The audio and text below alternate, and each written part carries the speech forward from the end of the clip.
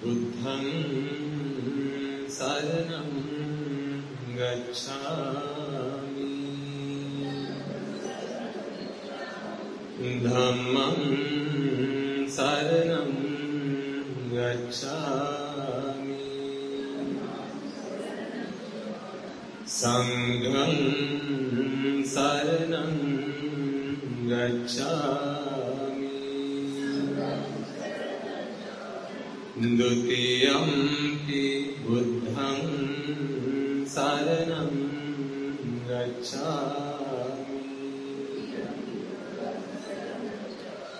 Dutiyampi dhammam saranam gacchami. Dutiyampi sangham saranam gacchami. Tatiyampi buddham saranam gacchami. Tatiyampi dhammam saranam gacchami. Tatiyampi sangham saranam gacchami. Sarana-gamanam sampunnam panati-pata veramani sikkhapadam samadhiyami.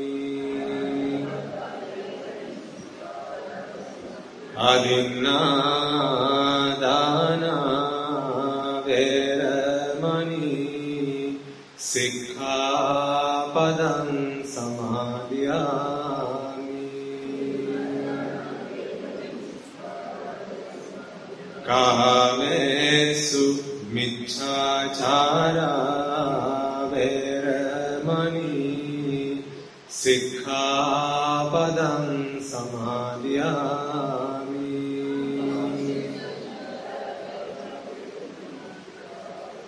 Musāvāda veramani sikkhapadam samadhiyami.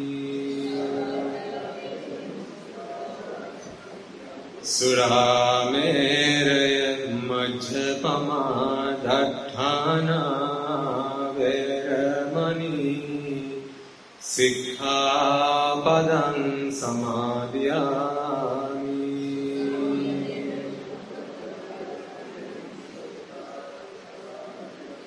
Visaranena saddhiṃ pañcasīlaṃ dhammam sadhukam surakhitam katvā appamādena sampādeta.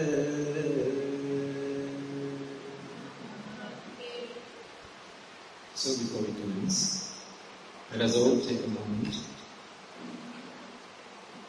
to acknowledge the fact that it is the Lord Buddha's Dhamma that we have come here today to discuss, study, analyze, understand, comprehend. It is thanks to Him, the Fearless One, the Uncomparable One, the Unequal One, the infinitely compassionate Lord Buddha, the Supreme Buddha that we have this Dhamma today. And so before we commence this sermon, let us pay homage to Lord Buddha. Namo tassa bhagavato arahato samma sambuddhassa.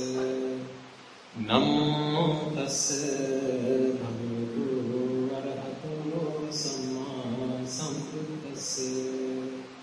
Namo tassa bhagavato arahato samma sambuddhassa. Also, before we commence, let us all take a moment to invite all the devas, brahmanas, spirits, demons and the dead as well as any beings that we may have come past in samsara, in our infinitely long time and journey in samsara. Anyone who might have helped us, supported us, assisted us in any way, shape or form, whether in a material way or perhaps in guiding us when we had lost our way. No matter how that may have been, it's thanks to them that we enjoy the privilege of being human today. It's thanks to them that we have the privilege of listening to the Dhamma today. So today we have this Dhamma. Let us take a moment to invite all those beings, some of whom may not be born in the blissful plane to understand the Dhamma, but even they may be able to rejoice in this meritorious deed by witnessing it, and in doing so, rejoice in the merits that they acquire, and in doing so, be born in the blissful plane and then understand the Dhamma subsequently, but also all the other spirits, demons, devas, the dead, and anyone who may be fortunate enough to receive this sermon, or fortunate enough to receive the Dhamma, may they all be invited. So as I make this invitation, I request you all to extend that invitation out to your hearts and in your minds, to anyone and everyone that you can think of. May they all join us, listen to this sermon, listen to this Dhamma, and attain the supreme bliss of Nibbana. Samanta Chakravalesu Atma Gacchantu Devata Sadhamam Munirajasansa Sunantu Sakkamokkadam Dhamma Savana Kalo Ayam Badanta Dhamma Savana Kalo Ayam Badanta Dhamma Savana Kalo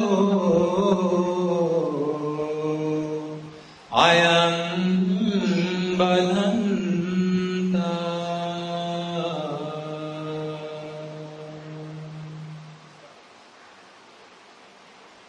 Finally, before we commence, let us take a moment again to acknowledge the reality that although today we have received this Dhamma, and in the Dhamma we take refuge today, and in having done so, we are very different people to who we have been earlier on in our lives, as well as who we were in previous lives. Today we are disciplined, today we know right from wrong, and today we are on a quest to unraveling the truth that takes us through in samsara. But throughout our infinitely long time in samsara, we have not always had the privilege of associating with noble and moral people. In fact, it has been quite the opposite. Oftentimes we have only had the association of immoral, ignoble people who instilled in our minds raga, dvesha, moha, desire, aversion and delusion, and being blinded with avidya and tanha, ignorance and attachment, we may have insulted, slandered and abused the Aryas, the noble people. The Samma Sambuddhas, the Pacceka Buddhas, the Arahata Buddhas, as well as Anagami, Sakudagami, Sotapannas, be they on the path or having attained the fruits. We may have also insulted and slandered and abused the Buddha's ministry, the Sambuddha Shasana. May those Aryas have the compassion in their hearts to forgive us. For if we have done any wrong to them, either knowingly or unknowingly, may we be forgiven. So let that be your first seek for forgiveness. And finally, before we commence, I want you all to make a firm resolute, a firm determination. If there are any barriers, any blockades to your progression of Dhamma, to your understanding of Dhamma, and to your unshackling yourself from the shackles of samsara, may this Dhamma sermon help you all achieve that, and may this Dhamma sermon help you all attain the supreme bliss of Nibbana by attaining at least the first noble attainment of Sotapanna. And with that firm resolve in mind, let us all be prepared to listen to this sermon. This journey that we are on, it's not an easy one. How do we know? Because had it been easy, we would have completed it by now. We've been trying to find our feet on this journey for a very long time in samsara, have you not? We've come past many thousands, hundreds of thousands, many millions of Buddhas, supreme beings, Arahata Buddhas, Anagamis, Sakurdagamis and Sotapannais. We may have even had the opportunity to listen to them from time to time. But alas, what we didn't do was take away what we had to take away, what we needed to take away. So this journey is not an easy one. In fact, it's probably the hardest thing that you'll ever do in your lives. But once you've done it, it's the last thing you'll need to do. Everything else just becomes secondary. Once you achieve this primary goal, once you've achieved what it is that we need to achieve by traversing on this path, by traveling on this journey, everything else becomes secondary. But we have to be very careful. You remember the advice that the Lord Buddha gave to Potila. There was a monk called Potila. What Potila used to do, this monk Potila used to do, was he listened to the Buddha's teachings. Not just that of the Gautama Sampradaya, but also many Buddhas prior to him as well. And then he went around preaching the Dhamma. He went around teaching what he had learned, but not necessarily understood or comprehended. Remember, I tried to explain to you there's a distinction between understanding something and comprehending something. When you understand something, it's just that one thing you understood. When you comprehend something, then no matter how many problems of the same form come your way, you're able to solve each and every one of them. Because you've gotten the theory, you've understood the principles behind it. Whereas understanding something is just a tick in the box. When you move on to the next problem, you'll need a teacher again. And the next problem, you'll need to find a teacher again. You'll have to keep running back to your teacher. But once you've got the principle, and it's set deep-seated in your mind, it's like when the software has been installed, then that's it. You don't need a teacher from that point forward. So what Potila used to do is, he used to listen to the Buddha's teachings, and then he went around disseminating what he had learned. What he didn't do was comprehend the Dhamma for himself. So he hadn't attained the noble attainments, he didn't become a Sotapanna. For all the time that he had come past listening to the Buddha's teachings, for all the Buddhas, many Buddhas he came, he was a monk in the ministry of many Buddhas. But he hadn't attained any of the noble attainments. So even in the time of the Supreme Buddha Gautama, he once approached the Buddha and said, "Oh, Venerable Sir, I have come to meet you because I have something that I think you will like to hear me share with you." So the Buddha remained silent. He's prepared to listen to Potila. So this monk Potila says, "Venerable Sir, not just in your ministry, but in many ministries prior to yours, I listen to Dhamma sermons delivered by many Buddhas. I learned them by heart. In fact, I learned much of the Tripitaka. And I've been rendering a great service to your ministry.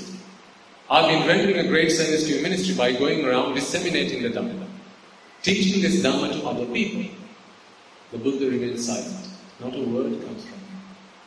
But what is Potila expecting the Buddha to do now? Praise him. He's expecting praise from the Buddha for having rendered such an invaluable service, which he thinks is what he's expected to be doing. So he keeps going on. "Buddha, I don't know if you heard me the first time I said, let me repeat. I've been doing so much for your ministry. I've been going around delivering sermons. And in fact, there are some monks who even attained noble attainments having listened to my sermons. Not become Sotapannas, but Sotapannas have gone on to become Sakurdagamis, Anagamis and Arahats after having listened to Potila preach. Now remember, you can't become a Sotapanna unless you listen to a sermon delivered by at least someone who's a Sotapanna. So when Potila wasn't a Sotapanna, but by delivering those sermons to other monks, other people, they went on to attain higher attainments, but not Sotapanna. Okay? So he continues to sing praises and pats his own back, and he's expecting the Buddha to come out with some praises. And the Buddha remains silent. Not a word comes from him. So now he gets frustrated. He's just really disappointed now. After all this, I get nothing, not a word of praise. He's disappointed. So having said 3 times the service that he had rendered to the ministry, he thinks, well, I'm just wasting my words here. I'm just wasting my breath. I might as well get along and, just go on about my own business. So he gets up and he starts to walk away. At which point, the Buddha says, Tucca Potila. So this word Tucca is an insulting word. In one sense. Now the Buddha doesn't intend to insult anybody, which, as I'm sure you know, he's the symbol of compassion. He doesn't insult anybody. So this word Tucca has a deeper meaning than what appears on the surface, which I'll explain to you later on. But in general use, Tucca is a word that is used to insult someone. Perhaps people use it even nowadays. Now, as soon as Potila hears this, he becomes very offended. His heart falls into pieces. He breaks down. He was expecting words of praise, and the Buddha comes out with Tucca Potila. Are you going? Are you about to leave? Is all the Buddha had to say to him. When, after he had sung hymns about his own service that he had rendered to the Buddha's ministry. And at that point, Potila asks, Venerable Sir, why do you offend me like that? After all that I've done for your ministry, after all the time and effort I've taken to preach the Dhamma that you've taught all of mankind with such compassion, and I have followed in your footsteps. I have been preaching the Dhamma to other people for their benefit. And the Buddha asks Potila, have you really followed in my footsteps? Have you really done what it is that I have asked you to do? What, ladies and gentlemen, is the Buddha's instruction? 3 things he says. Sabba, Papassa, Akarama. Kusalassa, Upasamsam. Sachitta Pariyodapana. Etam Buddha Anashasana. Refrain from all bad deeds. Cultivate goodness. Conduct your mind. Remove defilements from your mind. Sachitta Pariyodapana. I'll explain that because there's a deep meaning behind that stanza. Etam Buddha Anashasana. That is my ministry. Not going about disseminating the Dhamma. That is not my ministry. The Buddha's ministry is nothing but Margavada. The Buddha's ministry is nothing but the noble attainments. So the reason he says, refrain from evil deeds, be that by speech, thought, or action. And the reason he said, go about cultivating goodness within you, virtue, the wholesome deeds, and the kusala. I think in a previous sermon we explained the difference between pina and kusala. The reason he advised people to do this was so that you could do this thing that he said, that was Sachitta Pariyodapana. How do you eradicate defilement from your mind? Etam Buddha Anashasana. That is my ministry and nothing else. It's not temples, it's not Bodhi Puja, it's not Malpahan Puja, it's not any of these rites or rituals. My ministry is just that. Who says so? Not me, the Buddha, because it's not my ministry, it's his ministry. So, at this point, Potila comes into his senses. He realizes that what the Buddha wants us to do is to attain these noble achievements, to achieve these noble attainments, to become a Sotapana, to become a Sakurdagami, to become an Anagami, and to become an Arihant. That is the purpose of the Buddha coming into this world. So if you don't do that, and if you just go about disseminating the Dhamma, I mean, why am I saying that? I've got to be very careful about this. Haven't I? Because I could quite easily fall into that trap. I don't want to be a Bodhi. I don't want the Buddha to come and tell me, Tucca, followed by my name. That would be the biggest insult. Because that's not what the Buddha asked me to do. So we have to be very careful when we tread on this path. When we travel on this journey, it's quite easy to fall into these traps. So I'll tell you the Portala story just for the sake of completeness, and so you know what happened after that. And then Portala now goes looking for a teacher.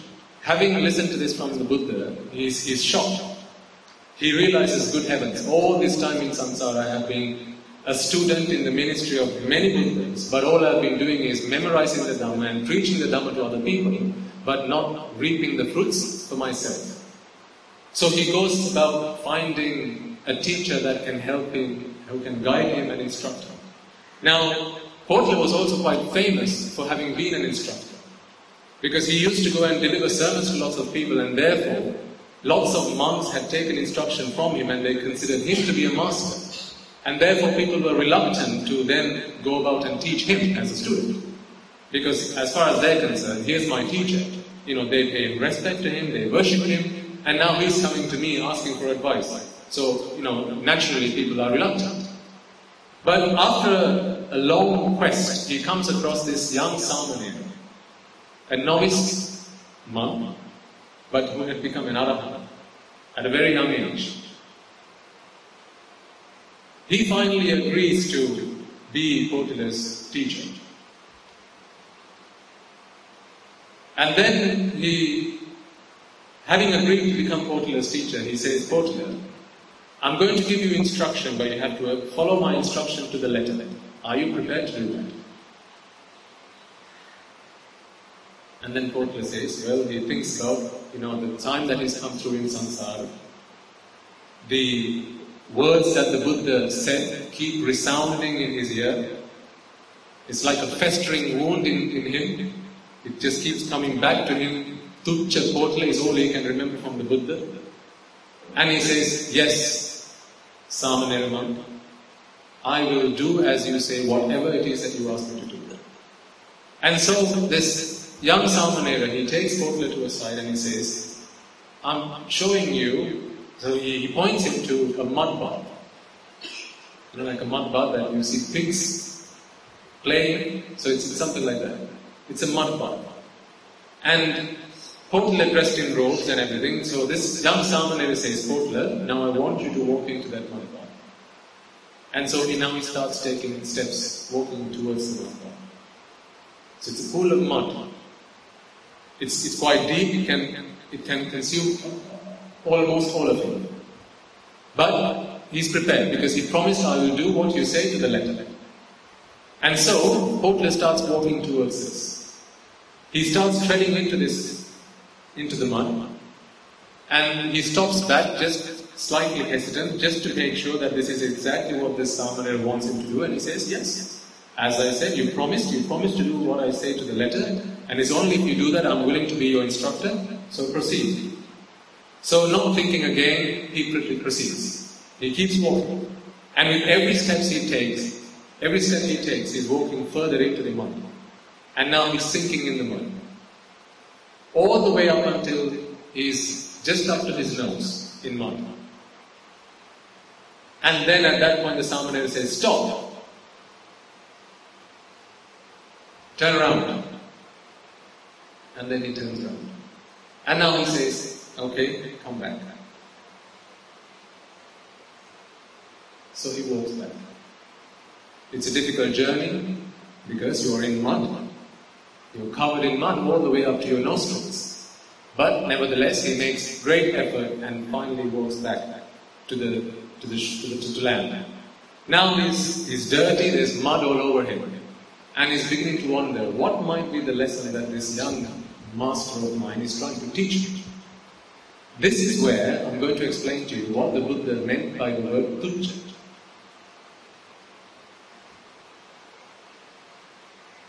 Remember, the Buddha doesn't insult anybody.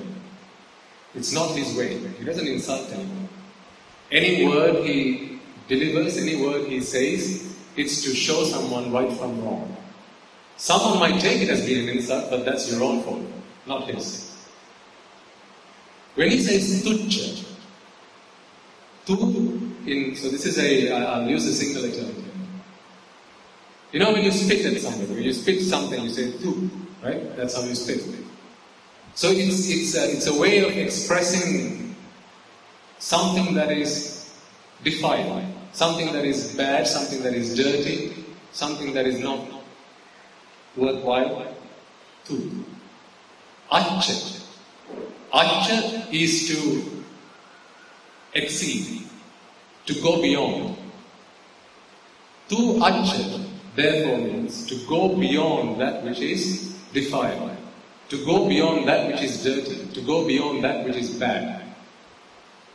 Now, the reason that the Lord Buddha uses the word tucca, this adjective to describe what, he's not insulting. The reason he uses this word tucca to address Potila is because what he's really doing is he's saying, Potila, what you are doing is you're instructing other people to practice the path to becoming tucca, tu acca, to go beyond, to exceed that which is dirty, that which is bad, that which is defiled, to cleanse themselves, to become pure, to become arahats. That is what Potila used to do. He went around helping people, disseminating the Buddha's Dhamma, and in having listened to his discourses, people used, those monks who had attained Sotapanna went on to attain subsequent states of attainment. So Sampradagamis, Anagamis and Arahats. But that was the Potila's teaching. So what the Buddha points out is, this is what you're going about doing. Teaching other people how to become tucca, tu acca. But you're not looking at yourself. You haven't done anything for yourself. Now going back to what he did walking into the mud bath, and the instruction that the Samanera gave, now you can tread back. What he was trying to show there is, if you're sunk deep in mud, you can't just jump in one point, one leap out of the mud. It's a slow, steady journey that you have to take one step at a time. You're deep in mud, all the way up to your nostrils. Coming out of mud is not one big leap onto land. It's a slow, steady journey that you have to tread very carefully. One slip of your foot and you might fall, and you might drown in mud and you will die. So here's the lesson that the Samurai was trying to teach people. Be careful in your quest. Understand that this is a slow and steady journey, one step at a time. So, all of us have something to take away from that. Like I said at the beginning, this is probably the hardest thing that we've ever tried to do. It's been hard for many reasons. One of the major reasons is because the people that we have associated all our lives in our samsara have never really pointed us at the right problem. We've always been looking at the wrong problem. I don't know if you remember from last week, I said there are two ways that people can be happy in this world. Now, you know that happiness is something that you get when you acquire what you desire. Once you've acquired what you desired, there are two ways that you can find happiness. You do know that when something decays and dies, then at that point you have to suffer, right? Everything that you desire, everything that you acquired, anything that you are attached to. When the day comes that it starts to decay, when the stage comes that it is destroyed, that only leaves a tear in your eyes. Never a smile. Correct? Yes. So one way to find happiness in continuing to acquire what you desire is to find a way to stop things from falling apart. to stop things from decaying and dying. That's what science helps you do. Isn't that what science helps us do? Science and technology. What does science and technology help us do? It tries to help us. That's the purpose of science and technology. People invest time in science and technology to come up with new ways to prolong disease, to keep away disease, to prolong the process of decay, to prolong the process of death. Now there are pills that can keep you alive for longer, but there still hasn't been invented a pill that can stop death once and for all. I doubt that will ever come along. Do you think it's going to come? I doubt it. Well, because if that does come out, then the Buddha's teaching will have to be false. Now that can never happen. And so, therefore, I can categorically say that that pill is never going to come out. Because the Buddha cannot be proven false. It just cannot happen. Because his teaching is timeless. So either you have to prolong disease and death, or try to put away and keep away disease and death, decay and death, or the other way is to find out why it is that you cry, why is it that you suffer when disease and decay and death comes your way, and then eradicate the reason for that. That is what tantra is. That is what attachment is. While science helps you do the former, the Buddha's Dhamma helps you do the latter. We've got to pick which one it is that we want to do. And I'll talk to you a little bit about that. But before I do that, I'm reminded about something that one of our listeners wanted me to talk to you, because there was a point that needed clarifying, I think, from last week's sermon. So last week, we talked about meditation. It was an introduction to meditation. And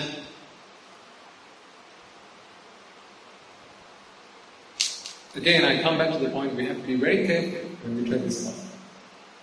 Be very careful. You have to listen to what I'm saying, not what you think I'm saying. So last week, we talked about Sanath Charada, how the Buddha's instruction was listen, bear, and then put into practice. And then we went on to say that what most people do when they start to practice the Buddha's teaching is go into meditation. Now, I hope you remember, and if you don't, please go back and listen to last week's sermon. I emphasized the point that it's a great thing to do. Meditation is a great thing to do. I threw a caveat in there. I said, provided you know what it is that you're doing, meditation is a great thing to do. I used several examples, several analogies. I talked about the soldier, right? Remember? Who'd been hired into the army, being given a weapon. Don't know friend from foe. You wouldn't let him out into the war zone. Because he wouldn't know who to shoot and who not to. And I told you about the itch that you have if you have a rash on your arm. If you don't know that it's an itch and it's because of a rash, then what you do is you keep scratching it. And the more you scratch it, the more it's going to become a wound, and the more it's going to fester, and then it's going to be a bigger problem than when you started. So I used several examples to emphasize the point that meditation is not what's wrong. It's what you do when you get into meditation. That's where the problem is. I know people who have become psychopaths having tried to practice meditation. But that meditation is not the Buddha's meditation. I can guarantee you. I know people who've gone insane. People who've gone crazy. People who can't live ordinary lay lives. Some people, they practice asubha bhavana, or they call pilikul bhavana. Right? And what people do is they practice pilikul bhavana, they go back into their homes, and now they can't live a homely life with their wife, with their husbands, because when they, all they see is pilikul, all they see is dirt, iya, kaki. That's what they see. Yak, tu. That's what they begin to see, because that's the wrong kind of pilikul bhavana. When did the Buddha ever teach you to do that? Can you show me one sutra, one discourse in the Buddha's teaching where a lay person or a monk comes back and says, Venerable Sir, now I no longer can live with my wife because when I go to bed, all I see is feces and urine, and I see blood and pus. That's all I can see in her. And so when I look at her, all I see is disgust. That's not the Buddha's meditation. He speaks of Asubha Bhavana, yes. But we should be very, this is why I keep saying, you have to be very careful when we tread this path. One slip of the foot and you're off track. And now you're going completely the wrong direction. You know, think of a flight. You take off from Australia. You want to fly to Canada. 1 inch either way, left or right, you're heading in completely the wrong direction.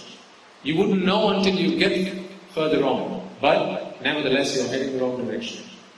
It's only when you get closer to your destination that you realize. So after you travel that distance, you know, good heavens, I've been going around completely the wrong way. So you have to be very careful every step of the way. This is why last week I said, Raga ke, Desha ke, Moha ke, that's the only way to gauge if you're on the right path. Not flashes of light. That's what I said last week, if you remember. I did not say do not practice meditation, because I think that was a message someone took away. And there was some feedback that came through, so this is why I'm clarifying that point. I did not say do not practice meditation. Please do practice meditation, provided you know what it is that you are doing. And the meditation that I encourage you to do is to listen to a sermon. Once you've listened to a sermon, reflect on what you've learned through the sermon. Reflect on what you've understood from that sermon. You know, if you know that you have a rash on your arm and you know that there's no medicine that I can apply for that, meditation is the practice of applying that cream on your arm and watching your wound heal. That is what meditation is. What I told you last week is, if you sit down for meditation, now you're going to start to see flashes of light. I said, please don't come and ask me what I have to do next, because I don't know. I frankly don't know. Because I practice meditation, but I've never seen flashes of light, so how can I instruct you what you should be doing now? This is why I said, if that is the case, then you'll have to go to your teacher, whoever taught you to practice that meditation object, and you'll have to ask them. It's, either Mr. or Venerable Sir or Venerable Nun, you taught me this meditation object, I've been practicing that, I'm now starting to see yellow. What do I do now? I don't have an answer. That's all I said. So, what I didn't say, and I emphasize this, is not do meditation. Meditate, that's perfectly fine. But please be aware of what it is you do when you practice meditation. Otherwise, you become a soldier, armed with a rifle, in the war zone, not knowing who your friend or foe is. Then you just start firing all over the place. And one fine day, you're going to turn the weapon around, and you're going to fire it at yourself. And then you're going to lose the plot. Then you're going to come and... There are people, some people, they come and speak to us and they say, Venerable Sir, when I eat, I practice Pilikul Bhava. I look at my food and I look at it and go, that's just dirt. When I eat this rice, it's only going to come out as feces, as kakki. And now the more I practice that, when I look at my food, all I see is feces. And then they start starving. Now they can't eat food. When did the Buddha ever say do that? You've got to be alive to practice the Buddha's teaching. To be alive, you have to be able to eat. If you can't eat, because you feel disgust. Disgust is not what you should be practicing. Asubha Bhavana is something completely different. Something completely else. Something else altogether. Asubha is Bhavaya and Subha. Asubha, Bhavaya and Subha Nati. What is Bhavaya? We talked about existence. To keep going round in samsara. One existence after the other. Whether that's Manusya Bhava, Devya Bhava, Brahma Bhava. Right? One Bhavaya, one type of existence after the other. Su is good. Useful. meaningful. That is what Su means. So Su, birth, means what? This process of going through existence is a great thing, it's a good thing. What does Asubha mean then? No, it's completely the opposite of that. Going through existence, going through samsara is a completely useless, meaningless thing to do. Now how do you practice that? You practice that by reflecting on anicca dukkha anatta. By reflecting on the reality of this existence. By looking at the anicca nature of existence, the dukkha nature of existence, and looking at the anatta nature of existence. Now where does disgusting come into the picture? Where does feces come into the picture? If when you get home and you're in bed with your partner and all you're beginning to see is feces and urine and phlegm and all those disgusting things. How is feces disgusting? I mean seriously. It's just a part of your body. How is it disgusting? It's just another part of your body. It's just something that comes out of your body. Why is urine disgusting? Is it? If it is, should it be? It's just something that your body secretes. I mean, ask an Arahatul Mahanse, do you find feces disgusting? What do you think he's going to say? No, it's just feces. It's just something that comes out of your body. Sweat, phlegm, blood, none of these things are disgusting. But what people do is they take it in completely the wrong way. How is it that hair while it's on your body is so beautiful, so great, I mean, you chop it off, now it's disgusting. How is it when your skin is on you, it's so nice, you like to touch it, you apply creams on it, and then you shed some skin. You rub your arms, take some dead skin cells into a saucer or something, now look at it and you go, eee, that's just disgusting. Well, it was on your body a few moments ago. Is saliva disgusting? Well, why do you have a mouthful of it then? While it's in your mouth, it's great. What do people do when they kiss each other? Now it's not so disgusting, but you spit it out, now it's disgusting. How did that change? Completely off. Don't you think so?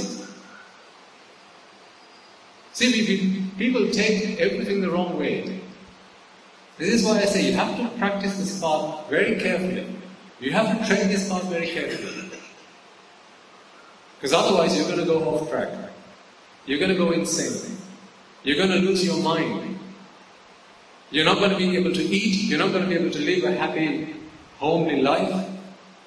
And then problems are going to start popping up at home. And then you're going to come running to us. And then you're going to say, Swami Mahan said, you asked me to do Pilkul Bhavana, and now my wife wouldn't sleep with me. Don't bring that problem to me. Because I am not advising you to do that kind of Pilkul Bhavana. Right? So again, I emphasize the point, meditation isn't bad. Meditation is a really good thing. And even I praise those people who come and tell me, thanks to meditation, now I'm able to control myself. When people come and shout at me, when people throw raga, dvesha, moha at me, I'm able to conduct myself in much better ways than I used to. And that's great, and I praise you people for doing that. That's so good.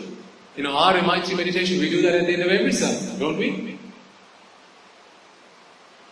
So, listen to what it is I'm saying, not what you think I'm saying. Right? Okay. So I just wanted to clarify that point. For anyone that either misheard me or perhaps went home and then they were thinking about something else and heard some other sermon and they got things confused. So that's just to clarify and clear the waters.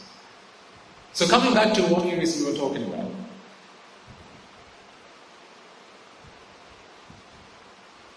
Like I said, there are two ways you can find happiness in life. One way is what we've been doing all our lives. Acquiring what we've been desiring, and then accumulating, gathering, building up, collecting, hoarding, all these things that we've been doing. Remember I asked you, what did your monk say at the temple when you went to the Hanpasa? Let go, let go, let go. What did you do? You did completely the opposite. Right? The first sermon that you ever listened to, when was that? Perhaps when you were a very young child. What did that sermon say? Didn't they say, let go? What did you do straight after you got home? You collected, you gathered, you built, you accumulated. So all our lives what we've been doing is we've been gathering.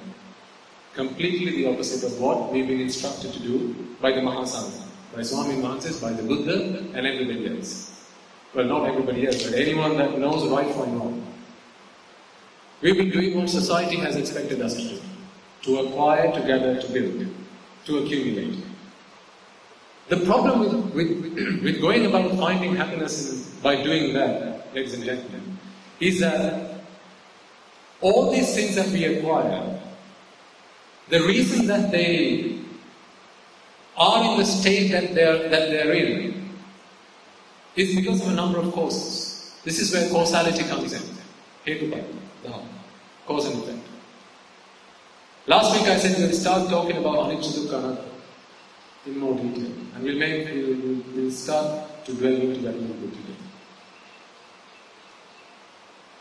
See, this word anicca, it's a Pali term. If you look at the Piripata, you will see anicca all over the place. Girimananda Sutta, Katamachananda Anicca Santa. It does not say Katamachananda Anicca Santa. It says Katamachananda Anicca Santa. So I'm using a Pali term, just to be clear, okay?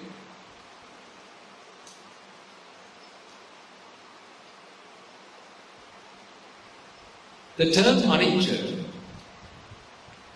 means not icca.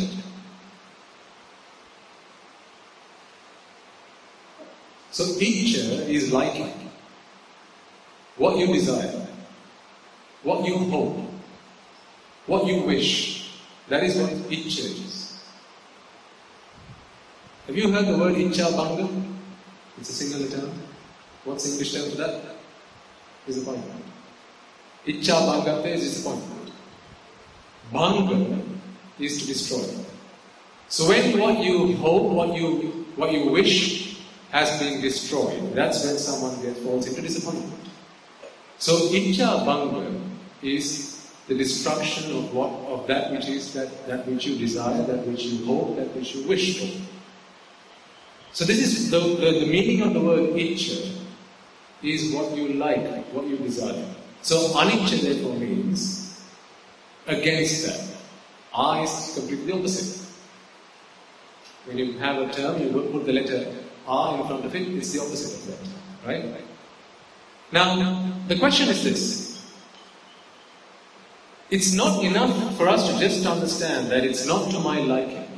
Because immediately after that, you have to ask, any intelligent person must ask another question. Well, if it's not to my liking, then how is it? You must ask that question. One would say, that's not to your liking. Well, how is it then? Okay, so you say it's not to my liking. Well, how is it then? You're going to have to ask that question. Now, this is where the Lord Buddha speaks of Udaya, arising and passing away, arising and decaying. How things arise and how they decay. So it's called Udaya. The Lord Buddha talks about the five aggregates: Rupa, Vedana, Sanya, Sankara, Vijnana. What is Rupa? It's form. Now, I'm using English translations here, which sometimes is difficult to comprehend because it doesn't really convey the deeper meaning behind it.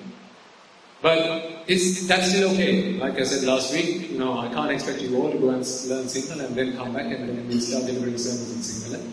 We have to go with what we've got, we have to do with what we've got, right? So form comes in six different, there are 6 types of form. Rupa Rupa, Shabda Rupa, Gandha Rupa, Rasa Rupa, Sparsha Rupa, Pottabha Rupa and Dhamma Rupa. So these are all the types of form that a being can perceive, provided they have the 6 organs. 6? Yes, 6. Mind being the 6. When you think of something, that's your mind faculty. Manendriya.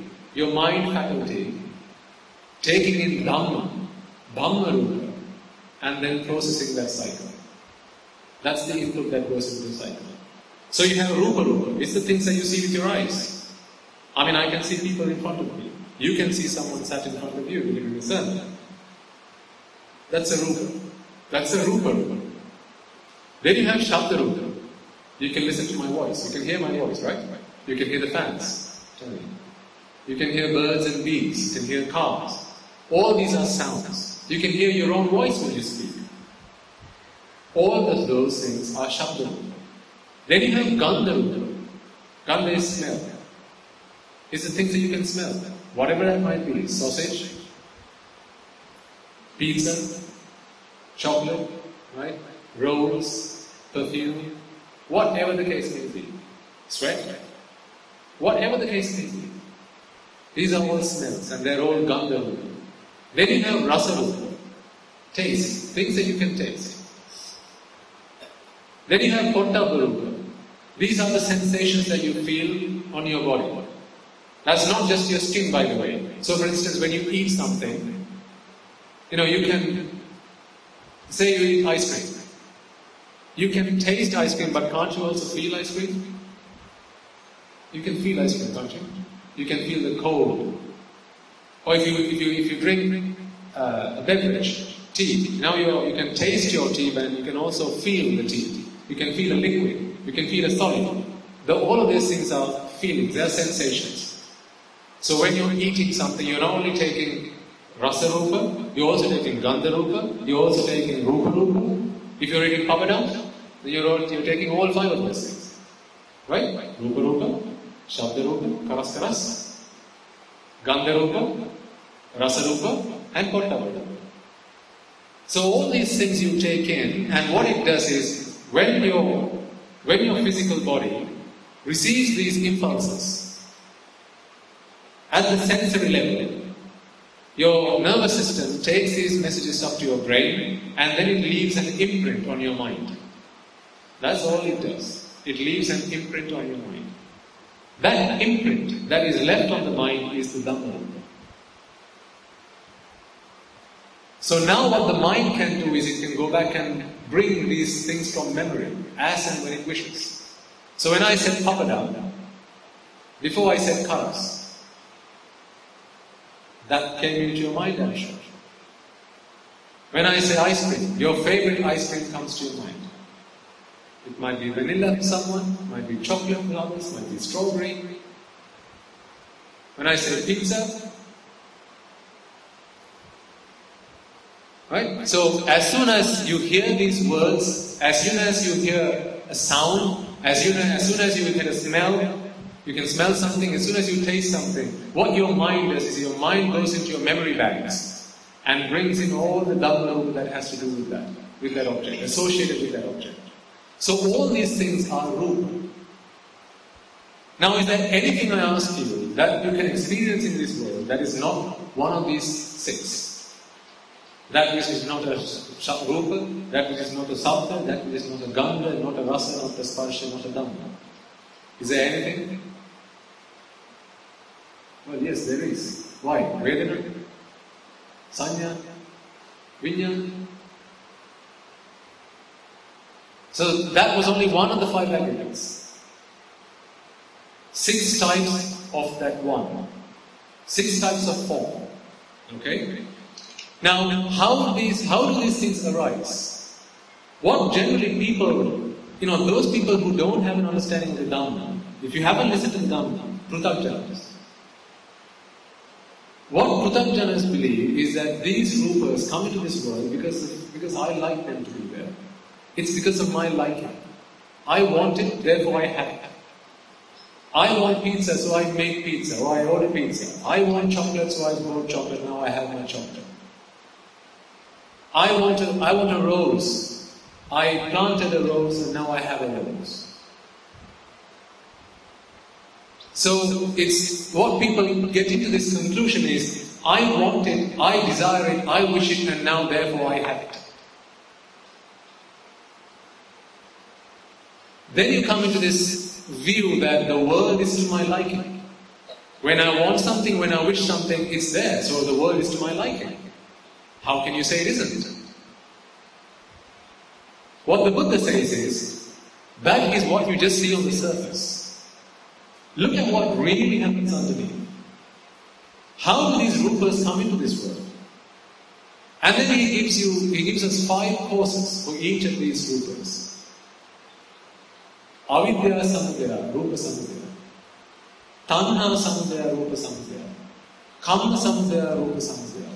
Ahara samudaya, rupa samudaya. Nibbatti lakkana, rupa samudaya. Now, I know this can probably throw about half of you off just by me uttering these Pali words. I did not come here to listen to Pali. I thought this was an English sermon. I'm going to go home now. Do not worry. Yes, they are Pali terms, but the purpose of me delivering these sermons to you is to try and simplify these things so it makes sense to even a 6-year-old or a 7-year-old. So I will do that, don't worry. But I have to tell you what appears in the Tripitaka first. Otherwise you will say I'm making up my own stuff. I can't make up my own stuff. I'm sat on this seat having venerated the Buddha. I can only teach you what the Buddha has taught me. Right? So avidya samudaya rupa samudaya, tanha samudaya rupa samudaya, kamma samudaya rupa samudaya, ahara samudaya rupa samudaya, nibbatti lakkana rupa samudaya. And I'll tell you what each of these things are important. What is avidya? Ignorance. We talked about ignorance, I think not in the last sermon, but the sermon before that. What is ignorance, right? Again, go back and listen to previous sermons. Otherwise, we have to keep going on over old stuff every time. So we said that ignorance was literally, ignorance is the ignorance of the Four Noble Truths. Ignorance is nothing other than this view that it's in building, making things up that I can find happiness. Now we are addressing that point by going through this sermon. I'll come to that at the end because like I said, there are 2 ways you can be happy. I'm talking about the first, which is protect what you like, prolong disease, prolong decay, prolong death. Because that's what science has taught us to do. I'm trying to show you why that is not the right way to go about it. Why that always leads us to suffering. That's what I'm trying to show you here.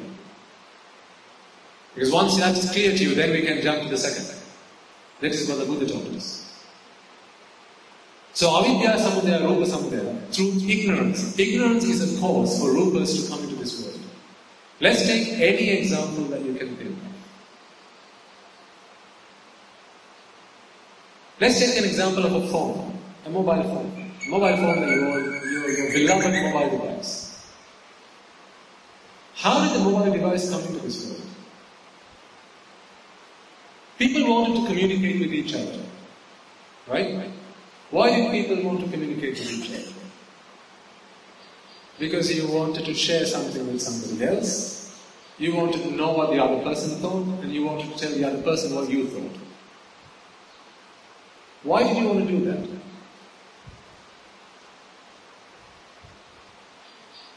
To be happy. Listen, think back, reflect on all the sermons we've been doing ever since we started learning these sermons. How many times have I talked to you about happiness? Isn't that what I've always gone on about?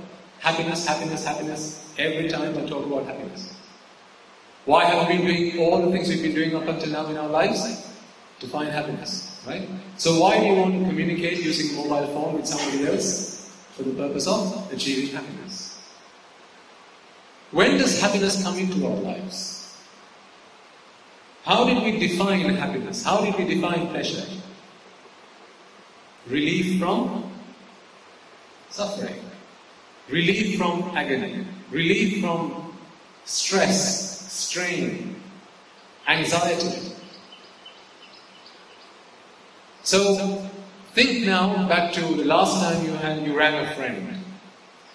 You had a problem in your mind, you wanted to talk to your friend and you thought, if I speak with him and I share my problem with him, then my problem shared, and so that halves my problem. That takes away my problem. So this mobile phone now has to come into this world to help you achieve that objective. Your friend is several miles away from where you live, sometimes maybe many thousands of miles away, or you have to go on Skype, or you have to send them a text. Some way you need this mobile phone to have that medium of communication, but you're doing that for what purpose? To find happiness. Why? Because you're in agony right now. You're feeling anxiety right now. Believe me. To relieve yourself from agony, what you do is you think, if I make that call, if I just make that call, I can relieve myself from that stressful situation, from that agony. Isn't that avidya itself? Isn't that ignorance that tells you that to relieve myself from pain, from agony, what I need to do is go after pleasure? In the pursuit of pleasure, I can relieve myself from agony. Isn't that ignorance itself? Because what does the Buddha teach us? To relieve yourself from agony, what you should be doing is not just go after seeking pleasure. It's to find the cause for that agony in the first place, and then eradicate it at the roots. That's what he teaches us.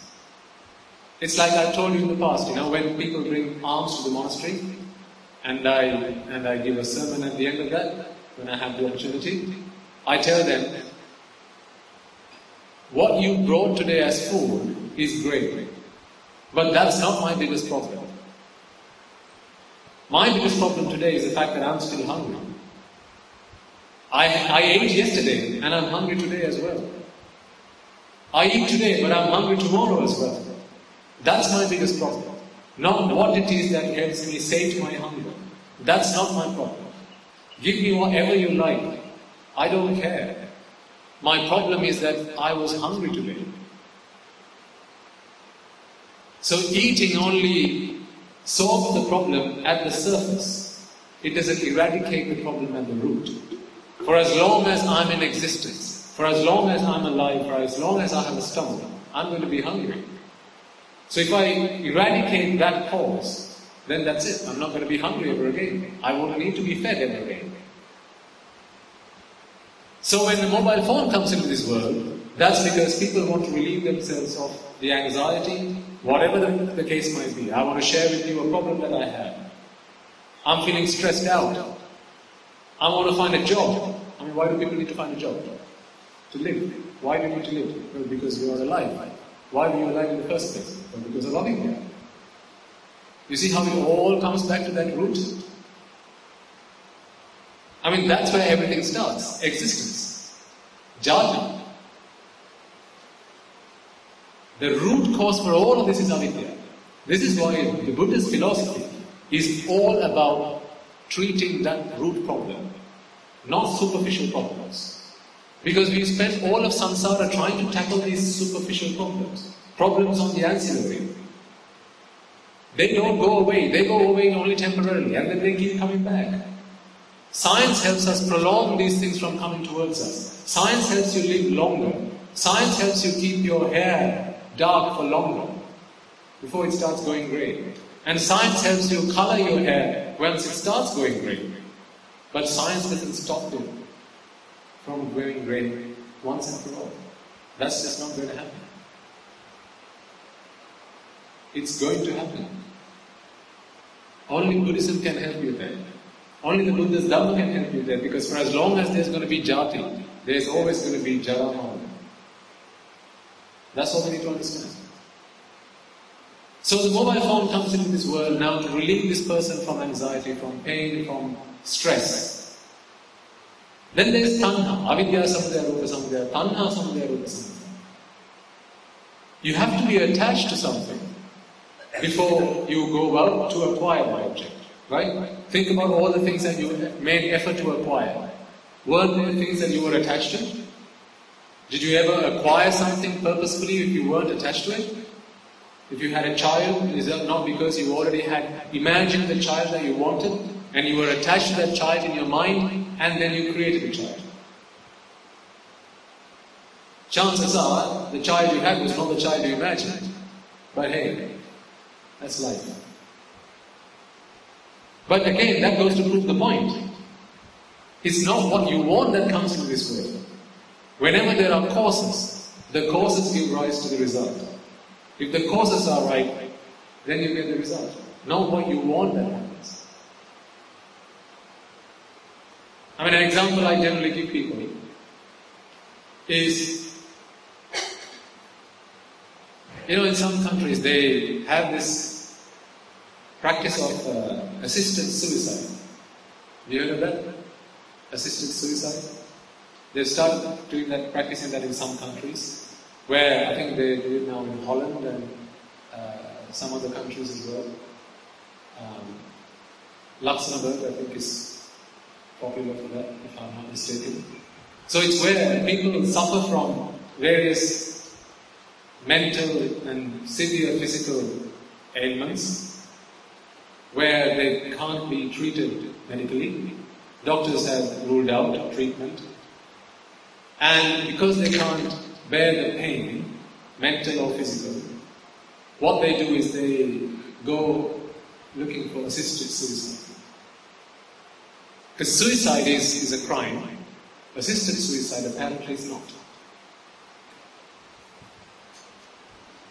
That's okay. Let him worry about that.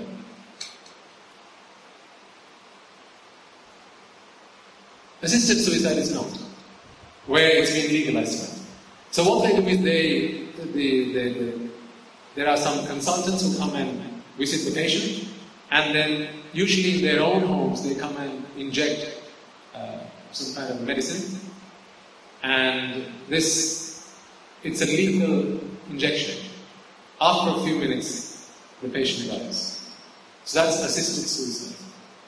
Now, if being alive is something that happens because you like to be alive, well then surely you should be able to stop your life when you decide that's it, that's enough for me. Why should you have to go through assisted suicide? Why does anyone need to have to assist you for that? If you wanted to commit suicide, you should just go, okay, close my eyes, 3, 2, 1, go. And you should be dead. If being alive was something that you did out of your own will. But it's not, is it?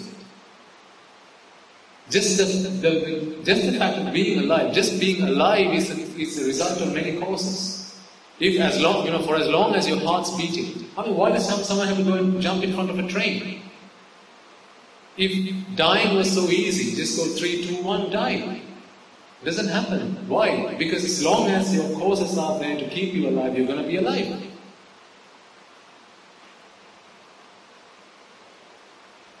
So this is what I'm trying to say, cause and effect. Nothing else in this world. That's all there is, cause and effect. For as long as there are causes, the effect is going to manifest itself. When the causes cease to exist, the effect ceases to exist. Here we go. So we're talking about the mobile phone. And everything else as well. Anything that you have acquired was a result of your attachment to it. The things that you have purposefully, willingly, deliberately attracted to your life, whether it's a child, whether it's a home, whether it's your mobile phone, whether it's your shirt, whether it's your trousers, your shoes, your socks, your hairbrush, whatever the case may be, your haircut.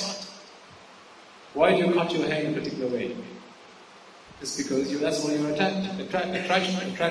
That's what you're attached to. Tanha samudaya rupa samudaya.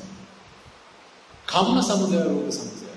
You have to do a deed for the rupa to come into being. It doesn't happen just out of nowhere. A deed has to happen. Be that the mano karma, kaya karma, or vachi karma. This is where abhisankara comes in, and we'll talk about that as well a little bit. Because we started talking about the paticcasamuppada process a few weeks ago, and I said, in subsequent sermons we'll cover the other 11. Okay? So there's mano sankara, vachi sankara, and kaya sankara. These are deeds that you do, karma. Karma samudaya, rupa samudaya. For a phone to come into this world, someone has to go and build a phone. It doesn't appear out of nowhere. Someone has to make an effort. They must engineer a phone. They must design the phone. They must use the raw material that make up the phone. Right? All these things have to happen for a phone to come into being. What about bringing a child into this world? Again, is that not because of avidya? Where parents come to the conclusion, happiness is in having a child, not seeing that this child also will be subject to disease, decay and death, and ultimately suffering to the parent. You have a child, you create a child. And I've asked parents in the past, have any of you had a child because of whom you've never had to shed a tear? Anyone? Anyone had a child because of whom you've never been angry?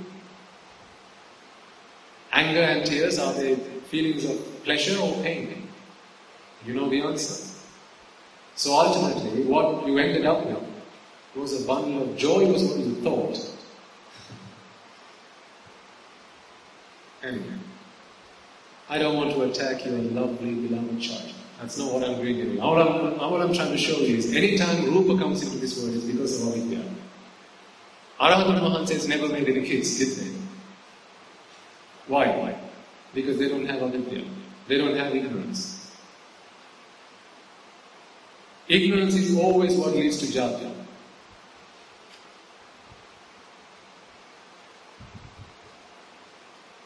So you had a picture of a child in your mind, that's the child that you were attached to, and then you went ahead and you procreated a child. That involved karma. Vachi karma, kaya karma, mano. So karma samudaya, rupa samudaya. Then you have ahara samudaya, rupa samudaya. So this ahara, you have to, again, obviously as you know, the literal translation is food. When we say food, we are thinking of food that you eat. But that's not the food we're talking about. This is the nourishment, this is the nutrients. The food that is required for a rupa to come into this world. So we talk about rupa, for example. Just imagine this clock over here.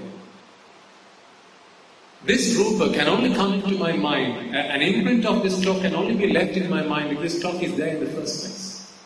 If this rupa isn't there in the first place, then I wouldn't have a picture of a clock in my mind right now. So that rupa has to be there in the first place. So in the creation of a mobile phone, there are certain things, objects that need to come together, the raw materials that have to come together, onto which karma is performed. So these are the raw materials that come into the process, the inputs that come into the process. A process is then performed, and then out you get an object. Out comes the output.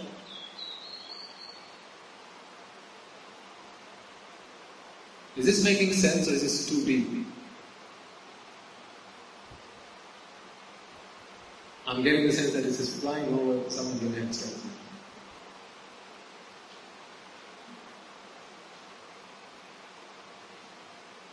You can ask questions, by the way, if any of it is not making sense, okay? Because we need to make progress at least little by little. Because otherwise we will be at the same point every day. We have to make progress. This is why I encourage you to listen to previous sermons. If you don't listen to previous sermons, you're going to be lost.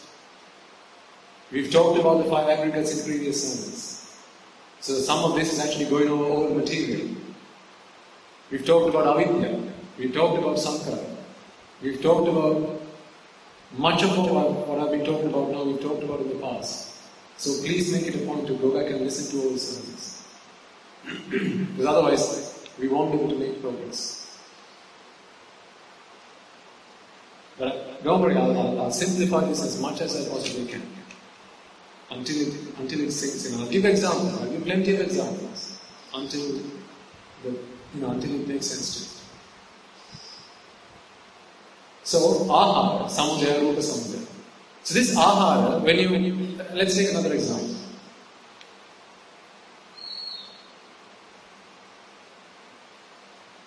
Let's say there's a woman. You bring her in front of 3 men, all at once. You ask one person, who is this? And this person says, "Oh, that is my mother." You ask another person, the other guy, "Who is this?" And he says, "This is my wife." You ask the other person, "Who is this?" And he says, "This is my daughter." The other person, he says, okay, fourth person, "This is my sister." Now, there are 4 men, each giving a different answer, right? But they're all looking at the same person. Are they not? Yes, they're all looking at the same person. Aren't they all seeing the same Rupa? Aren't all 4 of them seeing the same Rupa? Yes. What is Rupa? It's the color. Because that's all your eyes can perceive. Your eyes can only perceive color. Well, one could say, what if I'm colorblind? Well, even then you're still seeing color. You're seeing shades of black. If you can't see a particular color, then you're seeing all the other colors that you can see. Even if you were, some animals, they can't see color, they can only see black and white. Still, that's color. Or you're seeing shades of black. That's all you can perceive. So, when we're talking about Rupa, the ahara in that Rupa, the food in that Rupa, is the color that you're looking at. When you're listening to a sound, now, and we ask that lady to start speaking, aren't all 4 of them receiving the same Shabda Rupa? All 4 of them? Yes. So when you listen to that lady's voice, you're just hearing sounds. All that sound is nothing but Shabda Rupa. Now that person approaches these 4 people. Now you can start smelling. You can smell her. She might be wearing some kind of perfume and you can smell her. Aren't all 4 of these people receiving the same Gandha Rupa? Yes. Now as a child, if you have been breastfed for instance, you might have experienced Rasa Rupa, as from your mother.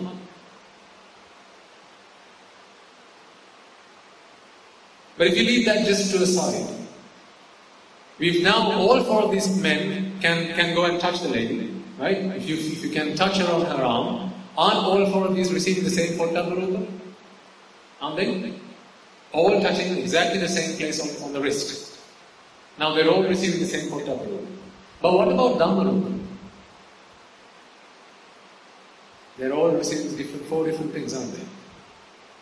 You ask the son, "Who is this?" He goes, "That's my mother." You ask the husband, "Who is this?" "That's my wife." You ask the other man, "Who is this?" That's my daughter." You ask the other man, "Who is this?" "That's my sister." All 4 giving 4 different answers. But all 4 of them receive the same Rupa, Shabda Rupa, Gandha Rupa and Pottabha Rupa. But different Dhamma Rupa. It's this Dhamma Rupa that we have to really deal with quite a lot. Because that's what gets us into trouble most of the time. Not the other 4, not the other 5. This is Dhamma Rupa that gets us into trouble most of the time. Because when we create Nama Rupa, when we go through Avidya Pachya, Sankara Pachya, Vijnana Pachya, Nama Rupa, main form we talked about again, when we talked about Avidya, when we talked about dependent origination and introduction. That was the sermon, I think 3 or 4 prior to this sermon. Introduction to Paticcasamuppada, we did that. And we defined what this Nama Rupa was. And we gave the example of a potter who uses clay to create objects from clay by shaping those objects, by shaping the clay into various articles of pottery. It could be a pot, it could be a cup, it could be a jug, it could be a vase, whatever the case may be. He gives shape to the rupas that is there. The clay is the rupa. Likewise, what these 4 men are doing by looking at the same Rupa, Shabda Rupa, Gandha Rupa, Pottabha Rupa, is they're using the Rupa that they have in their minds, in their memory banks, and shaping them up into different kinds of Nama Rupa. These are the Dhamma Rupas. And this is why each of the 4 men will come up with different answers to the same question.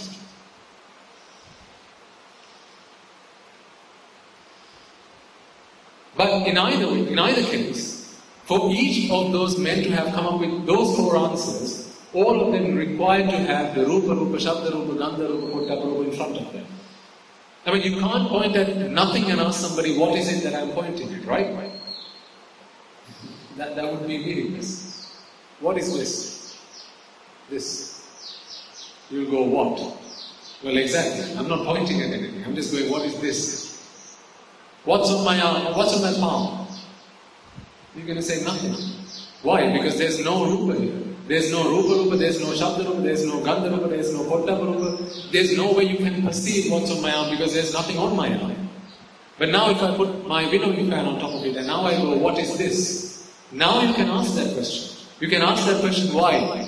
Because ahara has just come into your world. Rupa has just come into your world. If you've never seen one of these before, you'll go, looks like that kind of, what those Japanese people use? Is that a fan of some sort? Someone might say, I don't know, it's a completely normal object to do.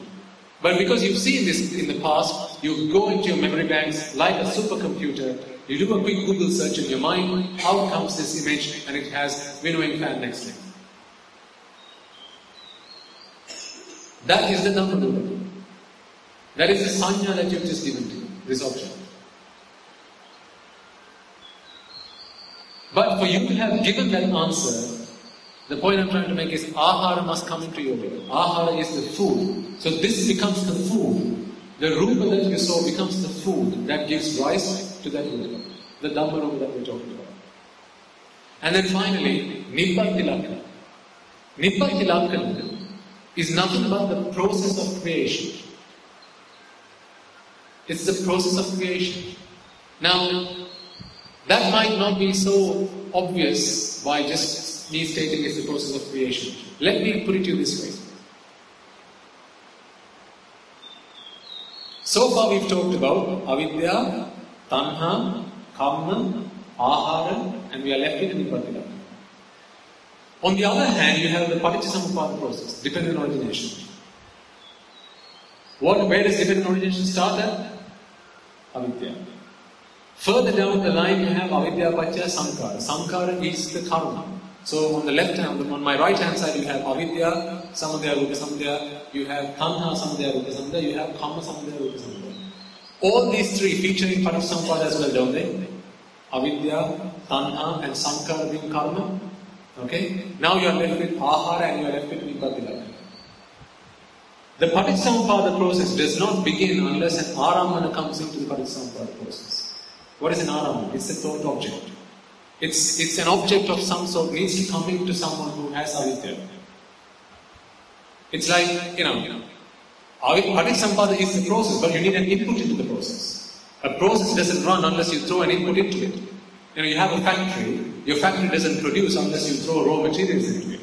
Likewise, your dependent origination process doesn't kick off until and unless you throw the inputs into it. The input is the aramana, the thought that you are having.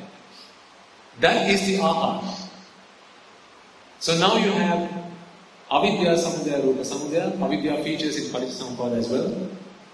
Tanha, samadaya, rupa samadaya. Tanha features in paticcasamuppada as well. I'm trying to show you the link between these two.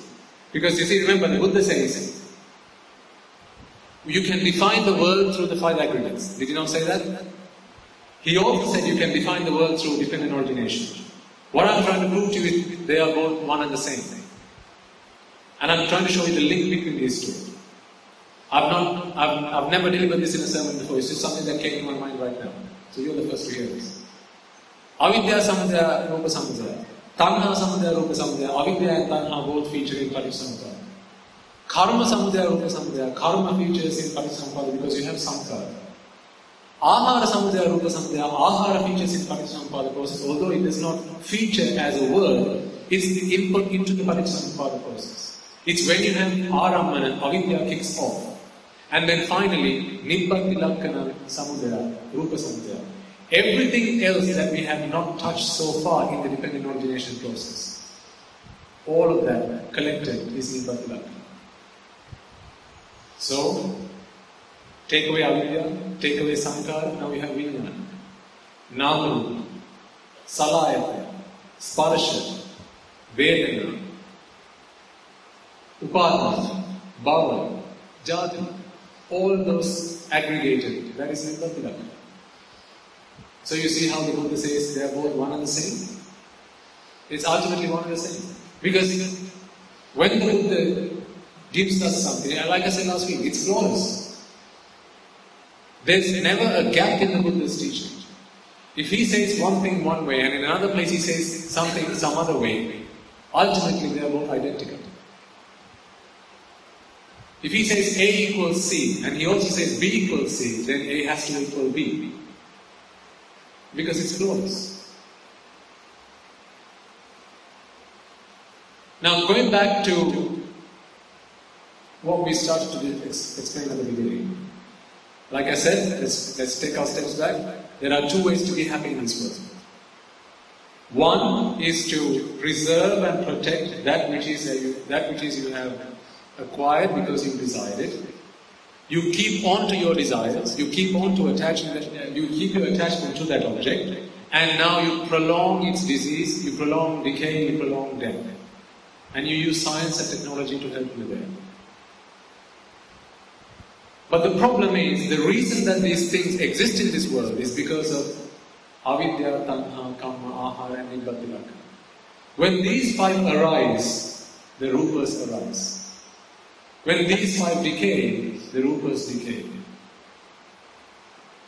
When there is no more avidya, again, take the phone. Do you all have the same phone that you first got for yourself? You might have been,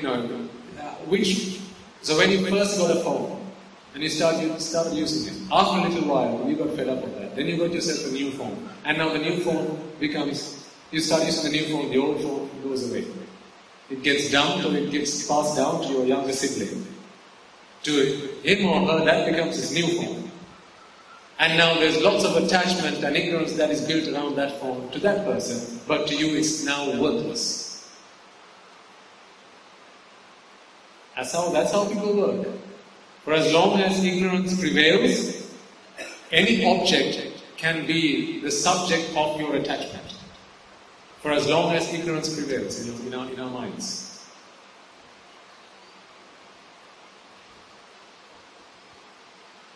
So that phone that you now own, you give it value. You give it value because of avidya. And that's why you're prepared to sacrifice certain things for the protection of your phone. You're willing to sacrifice your peace of mind to protect your phone, are you not? Are you not? Yes, of course you are. When you get out, if you're in a bus and you're about to leave, you stand up and you check your pockets. Now you can't feel your phone, you thought you had your phone on you, you dozed off while you were on the bus. Now doesn't your heart start pounding? Good heavens, where's my phone? That's not a feeling of pleasure by any means, that's a feeling of pain. You're in agony right now. You're sacrificing your mental peace of mind for the sake of your phone, are you not? Yes. It's just a metal object. Metal, plastic, rubber, that's all it is. But you're willing to sacrifice your happiness for it. Any object. Remember we talked about when you are at bed at night and someone asks you, hey, did you lock the doors? And you go, hey, actually, I'm not so sure. Aren't you now willing to get out of bed?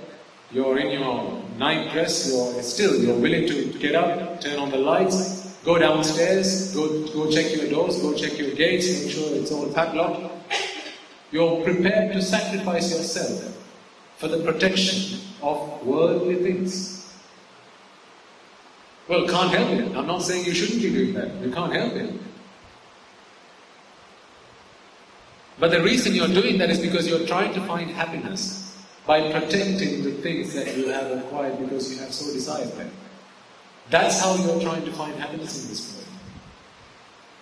See, recently I was reflecting on this and I was doing some meditation, and the thought that came into my mind is when people are trying to find happiness by going after material things, you know what it's like?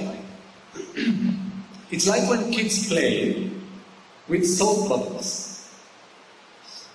You play with soap bubbles? You have soap and you put a stick into it, and then you blow into it, and you see bubbles. Kids play with them, right? I played with them as a child.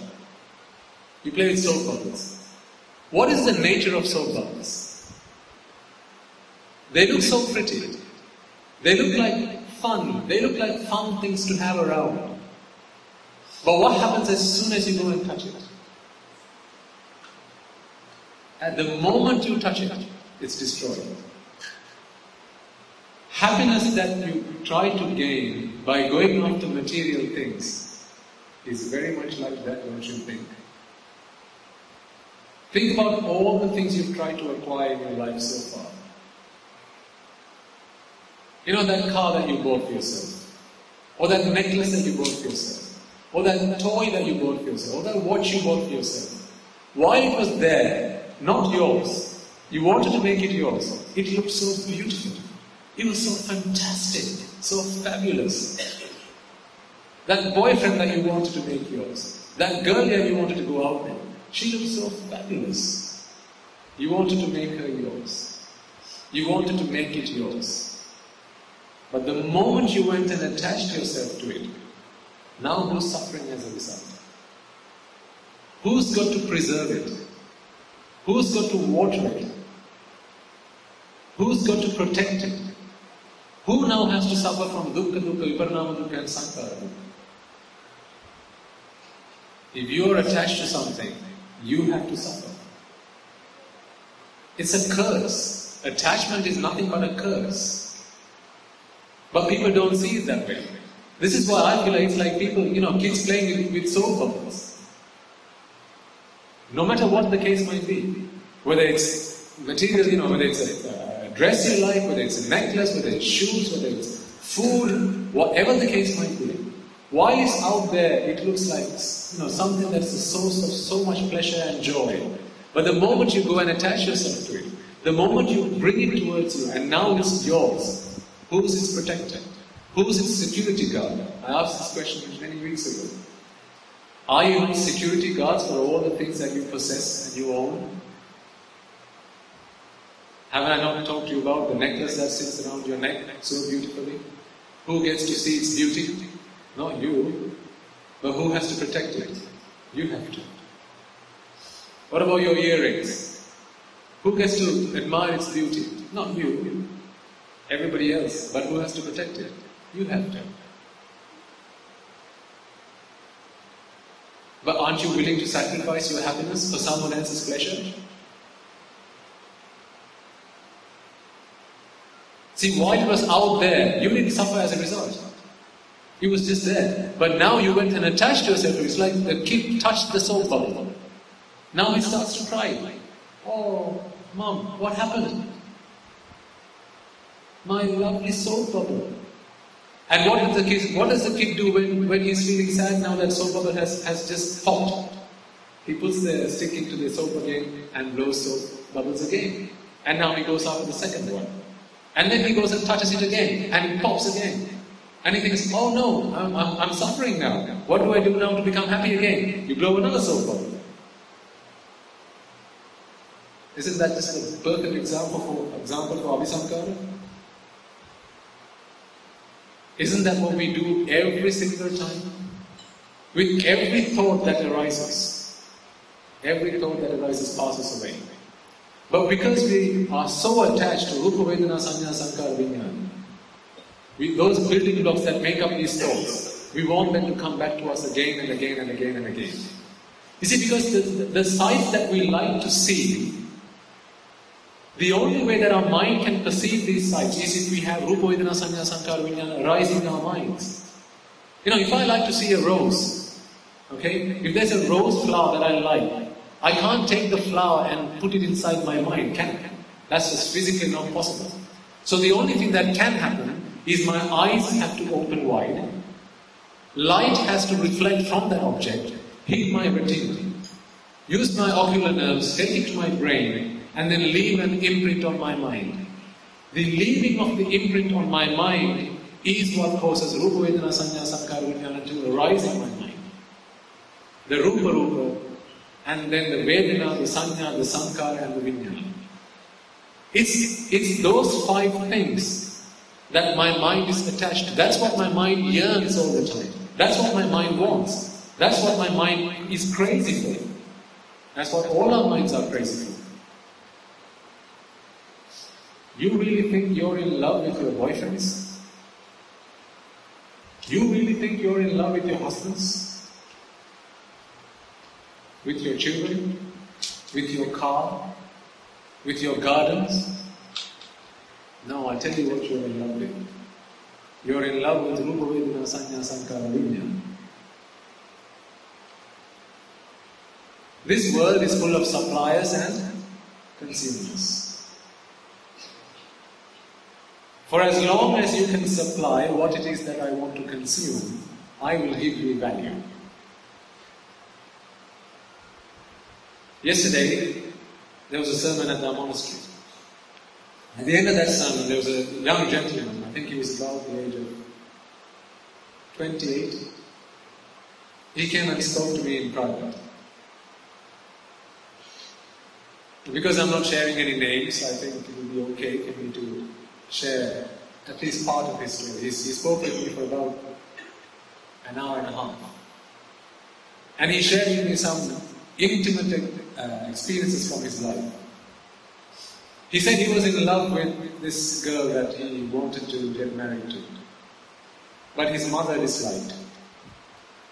And he had promised his mother that I'd never get married to someone that he wouldn't approve of. And then ultimately he got married to somebody else. And now he doesn't want to stay with that person. He wants to run away with the other person that he is in love with. He's come to me asking for advice. Right? The things that we have to put up with. He's come to me asking for advice. Venerable Sir, what is it that I must do? Do I remain faithful to the wife that I am married to, or do I run away with the other woman? He's asking, he expects me to give an answer to this question. I'm damned if I do, I'm damned if I don't. So I said, I'm not going to answer that question, but I will answer the question that you should have asked me. I told him, and he shared lots of the reasons why he feels that he just can't live with this woman that he's married to, and he really wants to run away with the other woman.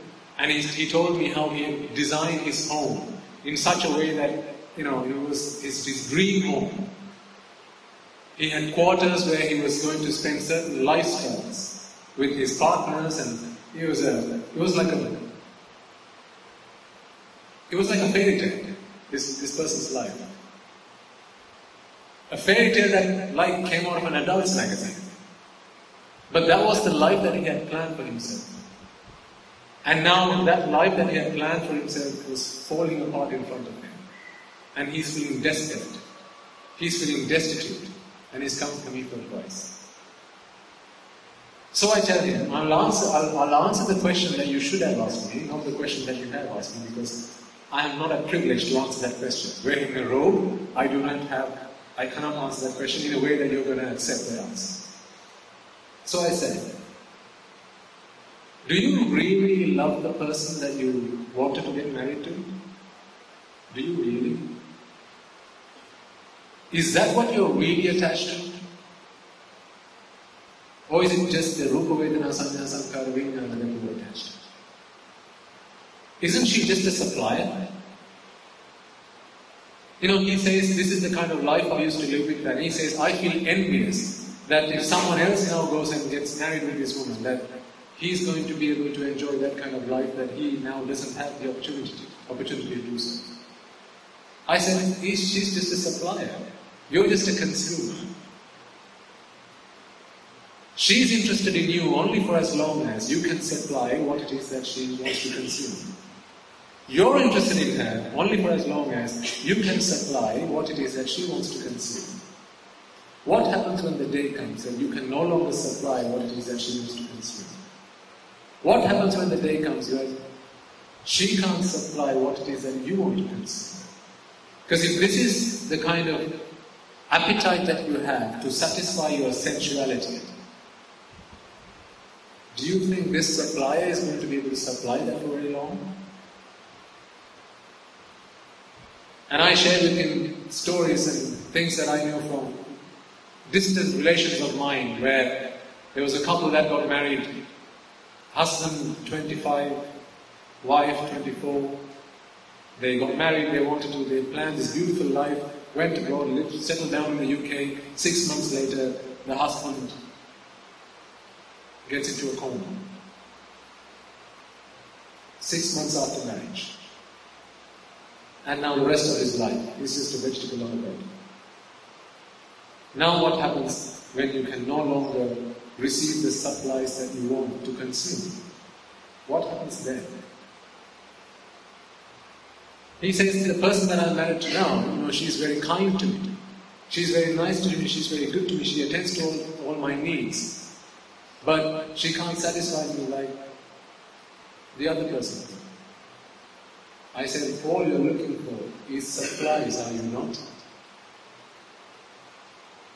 That's what everyone's after.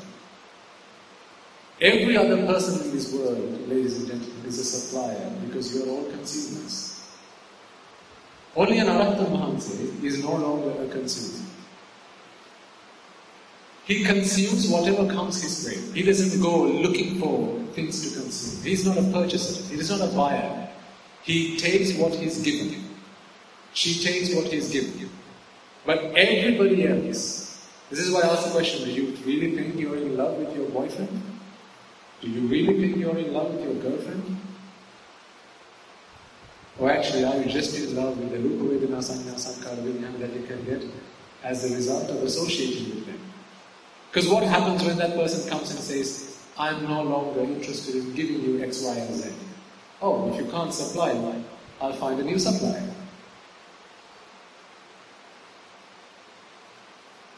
I think I've shared this with you in the past. A guy says to a girl, hey, your happiness is my ultimate happiness. Whatever makes you happy, I'm prepared to do that. I'll sacrifice my life at the altar of your happiness. So he says to her. And she says, are you sure? He says, yes, I promise. And then she says, well, come to think of it, I like to be fed by you. I like the fact that you take care of me, you protect me. But I like to sleep with the guy next door. That is my happiness. What do you think the guy is going to say now? He says, what? And she says, well, did you not just say a moment ago, my happiness is your happiness? My happiness is in sleeping with the guy next door.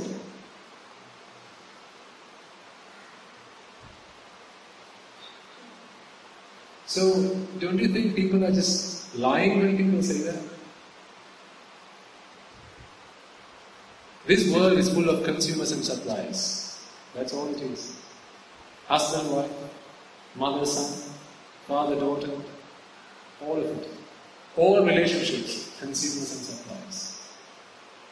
When the supplies stop, or don't continue to come the way you expected, it's about time to you either have to change the supplier, or you have to try and manipulate the supplier to change the way that they're supplying. And that is what science helps you do. I keep coming back to the point that I was trying to make at the beginning. All of this is linked in some way, shape or form. We'll find the trail, and I'll somehow circle the necklace as we come to the end of this sermon. What people do in trying to find this happiness is either go and keep changing suppliers, or they try to manipulate the supplier to provide the supplies that he wants to consume. Rupa, Vedana, Sanya, Sankara, Vijnana. So we talked about Rupa. I'll talk to you a little bit more about Vedana, Sanya, Sankara, Vijnana as well. Vedana is the sensations that you feel, it's the feeling that you get. Now, in fact, let me give you this example, and then I think all of those 5 aggregates will set into place. You're at home. You're just going about household chores, okay? And you hear the bell ring. When you hear the bell ring, that's it. What sort of rupa is that? Shabda. Right? That's Shabda. When you receive that Shabda Rupa, now your mind wants to know.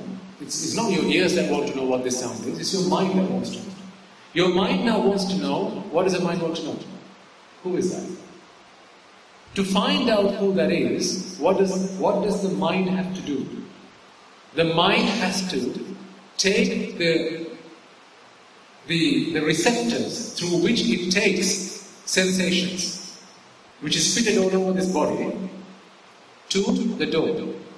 So the mind now instructs this body, your arms, your legs, your muscles, your bones, to move, get going. Why? Because I need to be fed. Baby Natasha needs to be fed.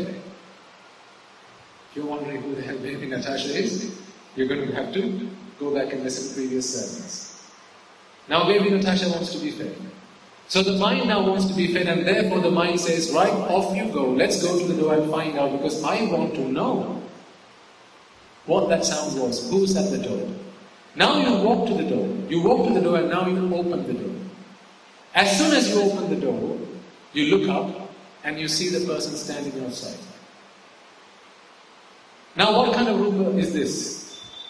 Rupa. Because you're seeing an object, light being reflected through your eyes, because it's your eyes you're using, it's rupa. And sometimes the person outside may say, hi.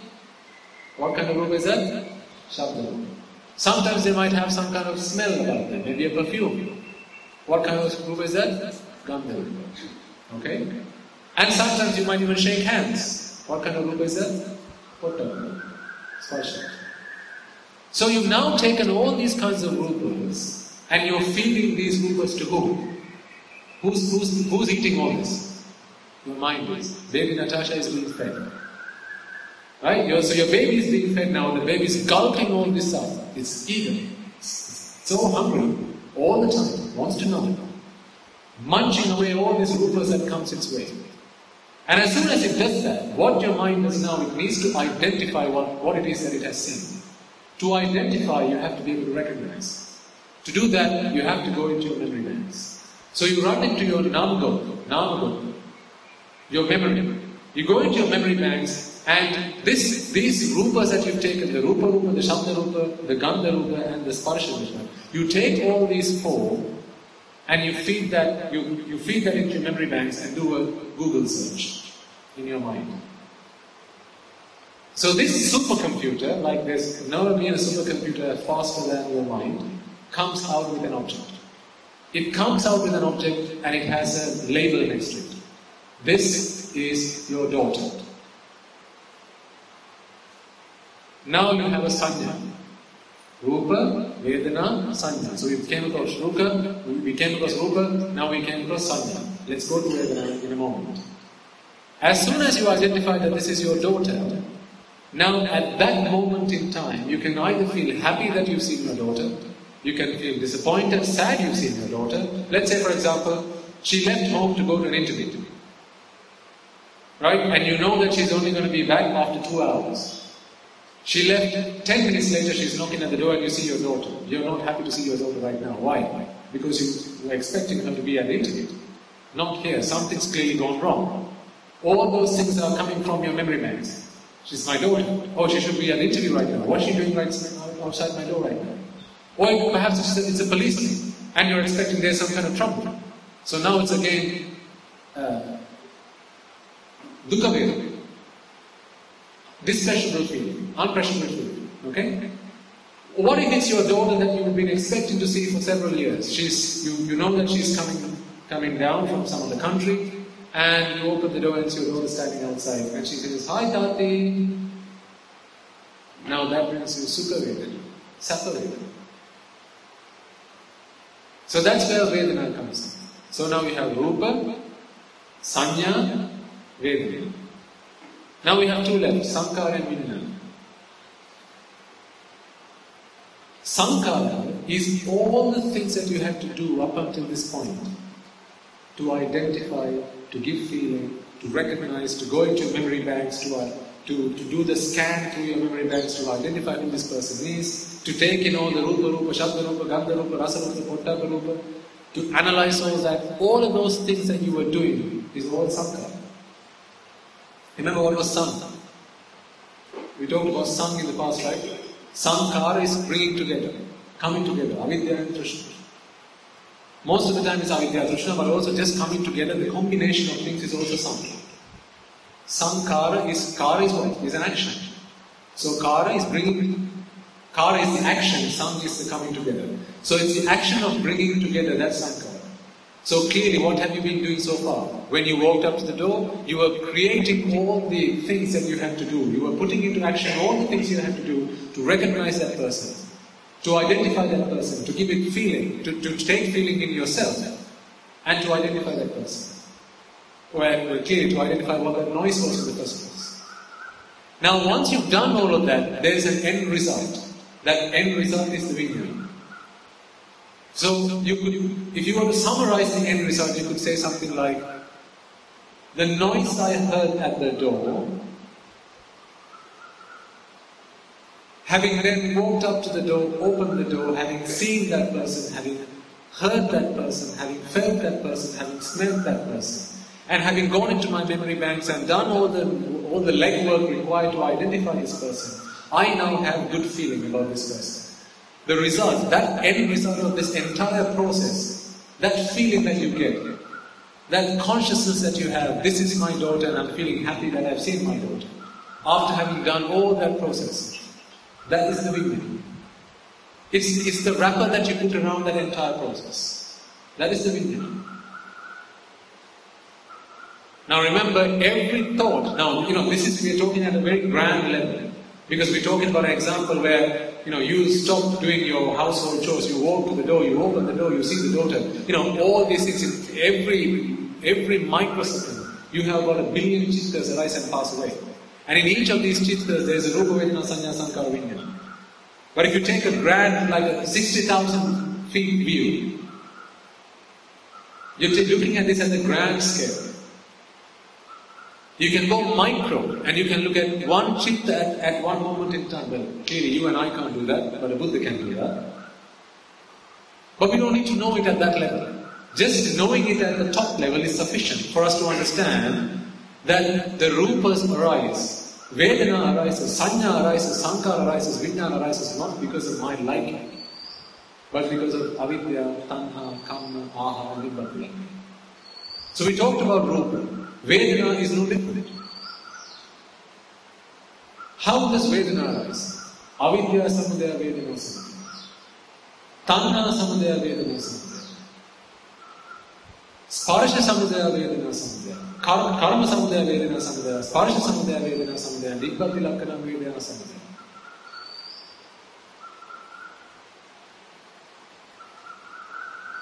When you feel something, when that feeling of whether it's a pleasurable feeling or a displeasurable feeling, that feeling is a vipaka, is the result.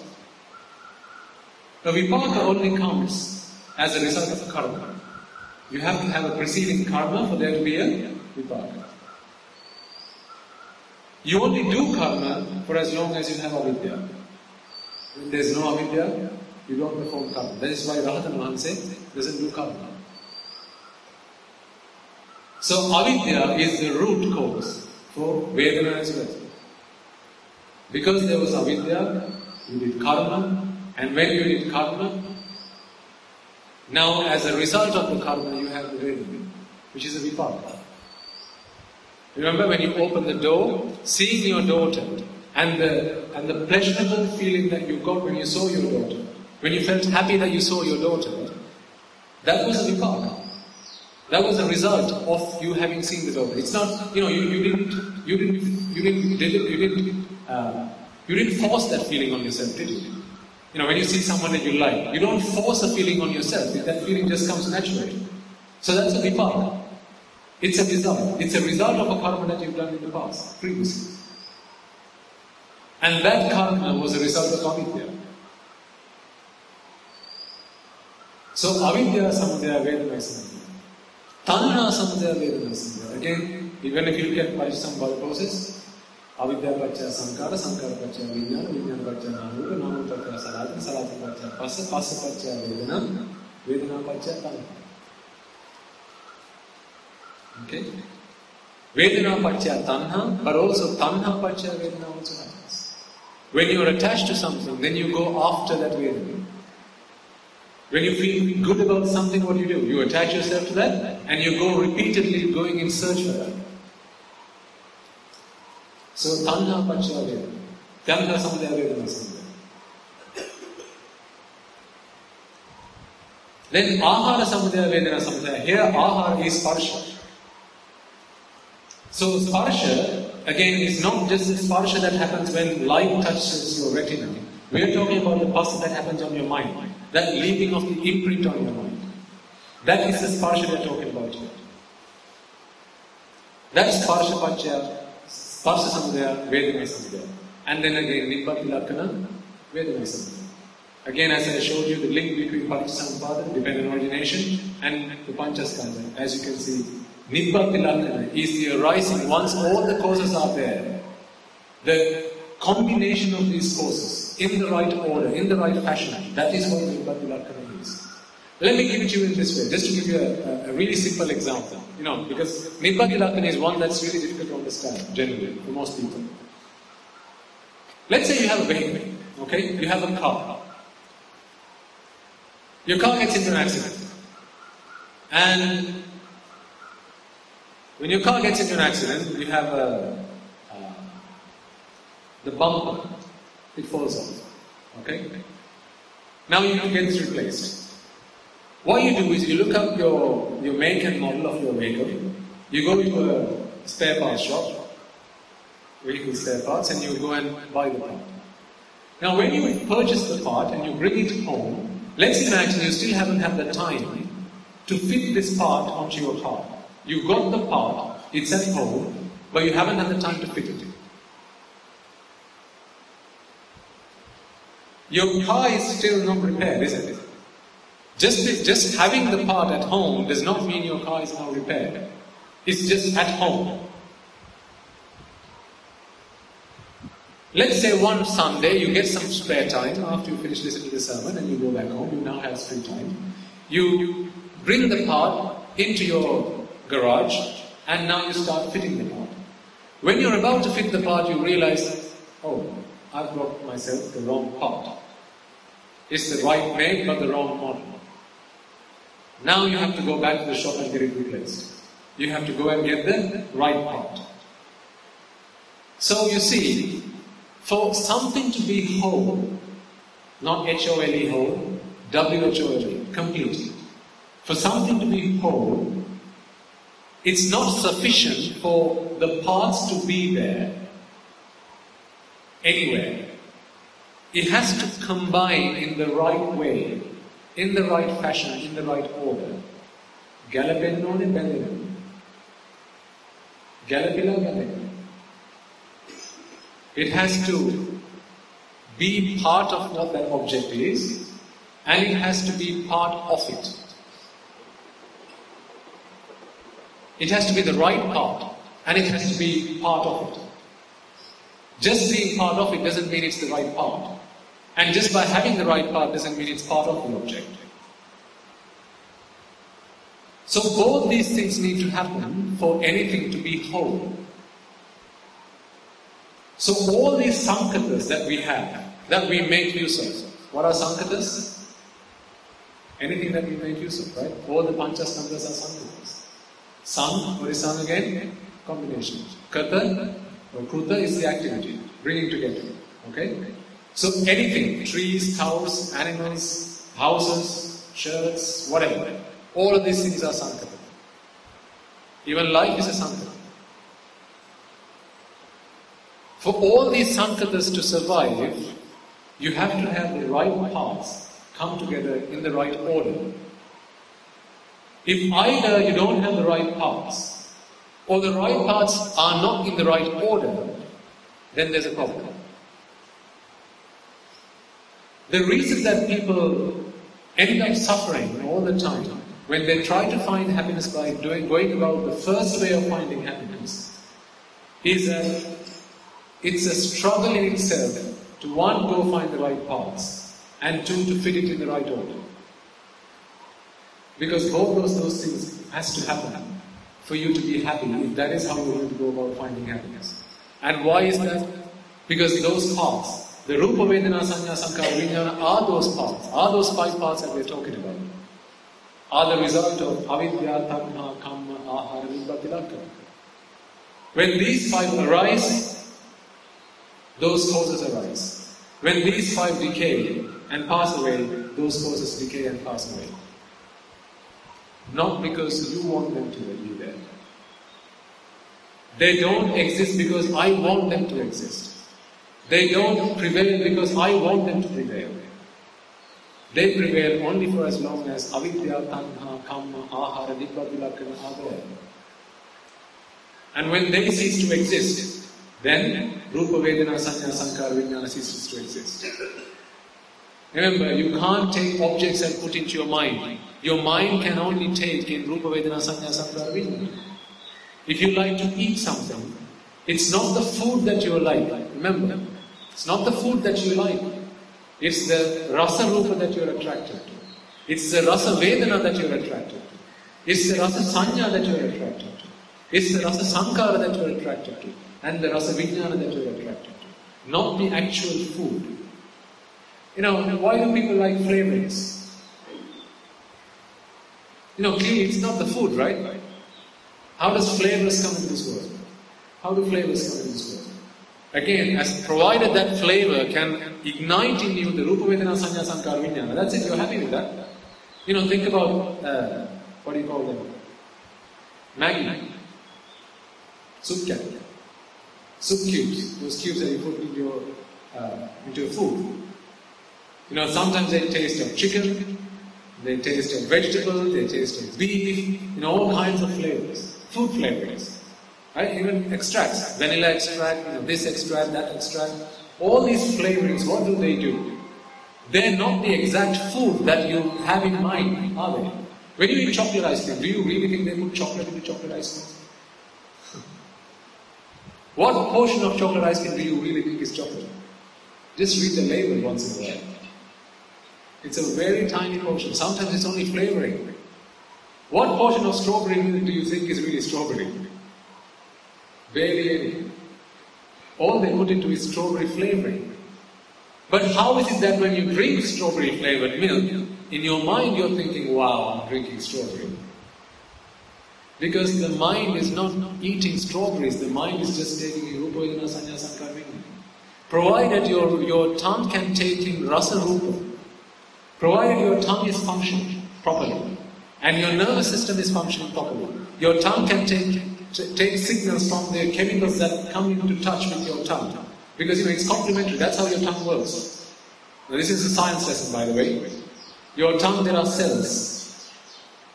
And these cells, they have complementary shapes. They have a certain shape into which you have food that comes and fits in. And they're complementary. So some shapes are like this, into which only certain kinds of things can fit. Others are like this, into which certain kinds of shapes can fit. So for example, if, you know, where on your tongue you can feel sweet, if you can create artificially, this is how, you know, like saccharin, artificial sweetness, this is how they create artificial sweetness. Your tongue has receptors, they are a certain shape. If you can create a complementary shape, what does complementary mean? It fits, it's like a lock and key. Provided you can create that complementary shape, your tongue starts firing signals. Yes, I've received sugar. So that could be anything that your tongue has just come into contact with.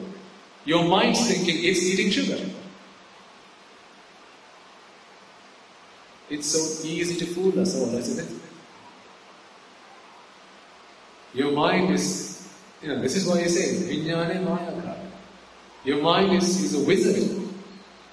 Your mind is so easily fooled, so easily tricked. When there is that rasa rupa, your mind immediately goes into its memory banks. What does this rupa remind me of? Oh, strawberry. Now it thinks, I'm eating strawberry. And I'm happy. When you're eating chocolate ice cream, you think you're really eating chocolate? No, but your mind tricks you. Your mind says, that's chocolate you're eating.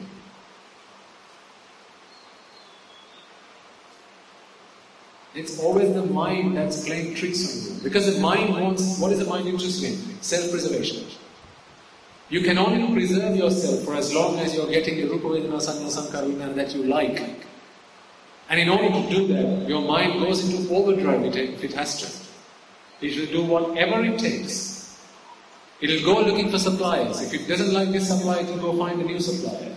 If not, it will manipulate the supplier that it's working with. Just give me what I want. That's all I'm interested in. But the problem is, whenever we try to change the world to our liking, if our method of trying to find happiness is by changing the things that we are attracted to in such a way that it ultimately fits to that model that I have inside my mind, then you can bet yourself you're going to be doing it forever and ever and ever. There's never going to be an end. How did you guys grow old? How do we all grow old? What have we been doing that made us grow old? Isn't it not trying to change the world to my liking? Isn't that what we've always been doing with our lives? Changing the world to my liking? Is there anything else we did with our lives than try to change the world to my liking? To get the kind of Rupa Vedana Sanya Sankara Vijnana that I like, I just went around changing the world. And when I found something that gave me the Rupa Vedana Sanya Sankara Vijnana, the 5 aggregates that I liked, I was now interested in preserving that, not because I love that object, not because I like that person, but because I'm interested in my own self-preservation. This is why I say we're all selfish. So if someone comes up to you and says, hey, I'm no longer interested in you, I found myself another partner, is there really anything for you to shed tears about? All you've got to think to yourself is, well, I can no longer supply the things that you want to consume. Or you no longer want to consume the things that I'm supplying. That's it. Is it not? That's all there is to it. But it's easy for you to fall into the trap and think, hey, I thought I was the one for you. I thought you were the one for me. I thought we were lifelong partners. That's what they say on paper. That's what they write on emails. That's what they write on birthday cards and Valentine cards. But that's not what the truth is. The truth is, I will be with you for as long as you can supply whatever it is that I want to consume. When the day comes that you can no longer supply what I want to consume, it's time for me to find a new supplier. That's it. See, young people here, I'm not discouraging you, anyone here, from starting relationships. Hey, what do I have? I have no problem with that.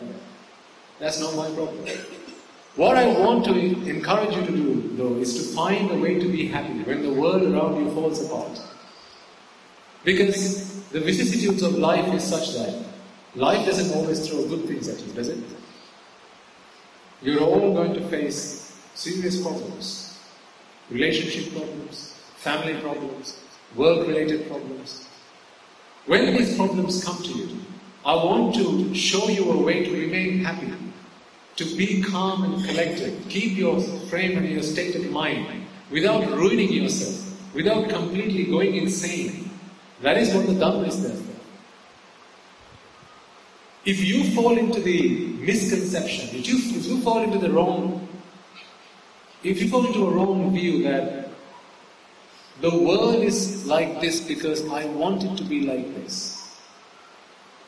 People talk nicely to me because that's how they should be talking to me. People should be good to me. People should love me. People should take care of me. People should be nice to me. All these shoulds and puts and musts and haves, all of these are your ideals. Because you think this is an idealistic world. For as long as you're in that view, this world is an ideal world, you're digging your own grave. You're digging your own grave. Because this world is not an ideal world. This world is just a consumer world. It's just transactions. Left, right and center. Suppliers and consumers. So young people who are here today, this is what I want you to understand, because I know, you're going to face these challenges in life. You're going to have breakups, you're going to get into relationships, and then people are going to hurt you, people are going to give you false promises, like the gentleman who came and spoke to me yesterday. He said, I've been with so many girls now, and every time I gave them false promises. I said I was going to get married to you, he said. That's how I lured them. And he says, now I feel bad about what I did.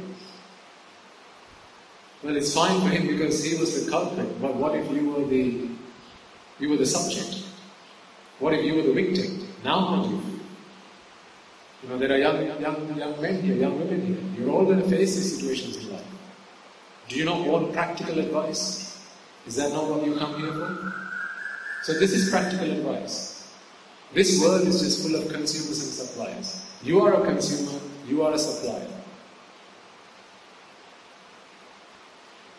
People will only value you for as long as you can supply what it is they like to consume. When the day comes they are no longer interested in what you want, what you can supply, they're going to change suppliers. Tough. So, who? Who creates demand? Avidya.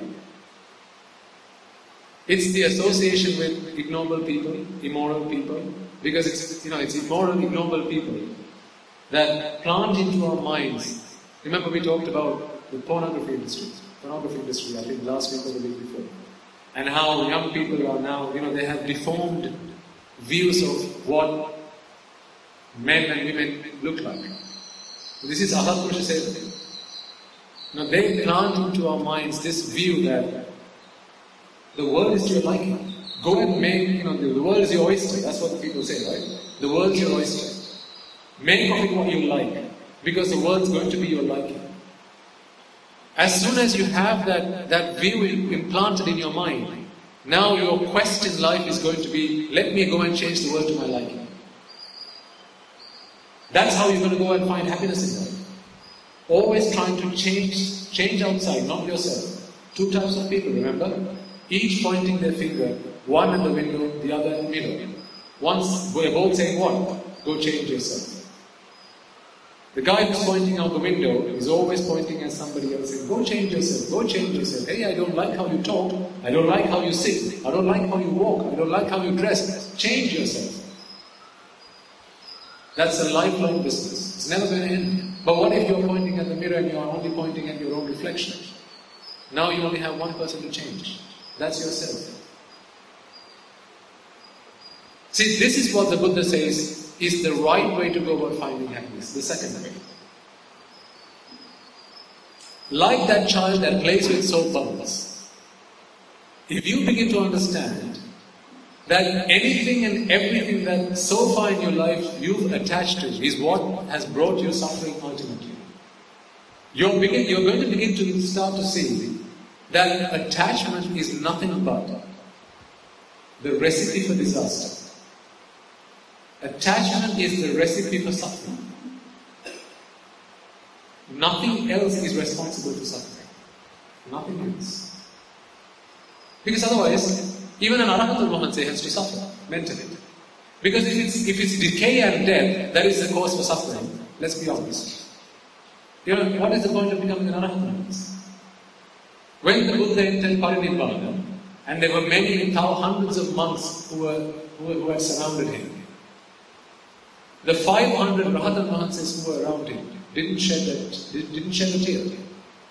They just reflected on the reality of life. They reflected on the reality of Dhamma. But the likes of Venerable Ananda, what did he do? He was crying his eyes out. He was weeping. Why? Because he hadn't become an Arahant. He was only a Sotapanna at that point.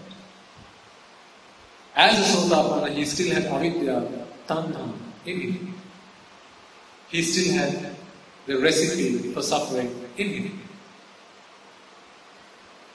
If you had the Buddha enter Parinibbana today in front of you, wouldn't that bring a tear to your eye? You certainly would to mine. But why is that? It's because I still suffer from ignorance and attachment. Because I still suffer from the recipe for disaster, the recipe for suffering. So what you need to do then is, if you're really trying to find happiness that is everlasting, happiness that is not conditional, unconditional happiness, that cannot be found by following the first way of trying to find happiness. Because the world cannot be held to your liking. It cannot be controlled to your liking. When was the last time you could put decay, disease and death to a stop? Were you ever able to do that with anything that you liked, you loved, you were attached to? No. Your parents are going to pass away. Your children are going to die one day. You are going to die one day. All your property is going to be destroyed one day. So if you are trying to find happiness by trying to stop disease, decay and death, that's just not going to happen. So but what we need to do is understand that this is what we've been trying to do all our lives up until this point. That's okay, fair enough, the past is the past, you can't change the past. But we can learn a lesson from the past and realize, well, what I did so wrong is wrong. Well, what should I do now? That is where the Tathagata Mahansa says, Dukkha Samudaya Ariya Satya. I mean, he lays it out so clearly. Dukkha Samudaya. What is the cause for suffering? What is the cause for suffering? Tanha. He did not say Dukkha Samudaya Ariya Satya is what? Jara. He did not say that, did he? Because you can't stop Jara. You can't stop disease, decay and death. If you are born, if something comes into this world, then Jara Marana is something that it inherits naturally. So you can't stop it. I mean, actually thinking about it, really we should be glad that Jara Marana is part of Jata. Because if not, we'd have to be alive forever. Wouldn't that be a curse? If you really had to live forever, and you really couldn't find a way to die, wouldn't that be a problem? It certainly would be for me. There would be no end of mosquito bites. There would be no end of headaches. There would be no end of people coming to hit you and hurt you. There would be no end of hunger.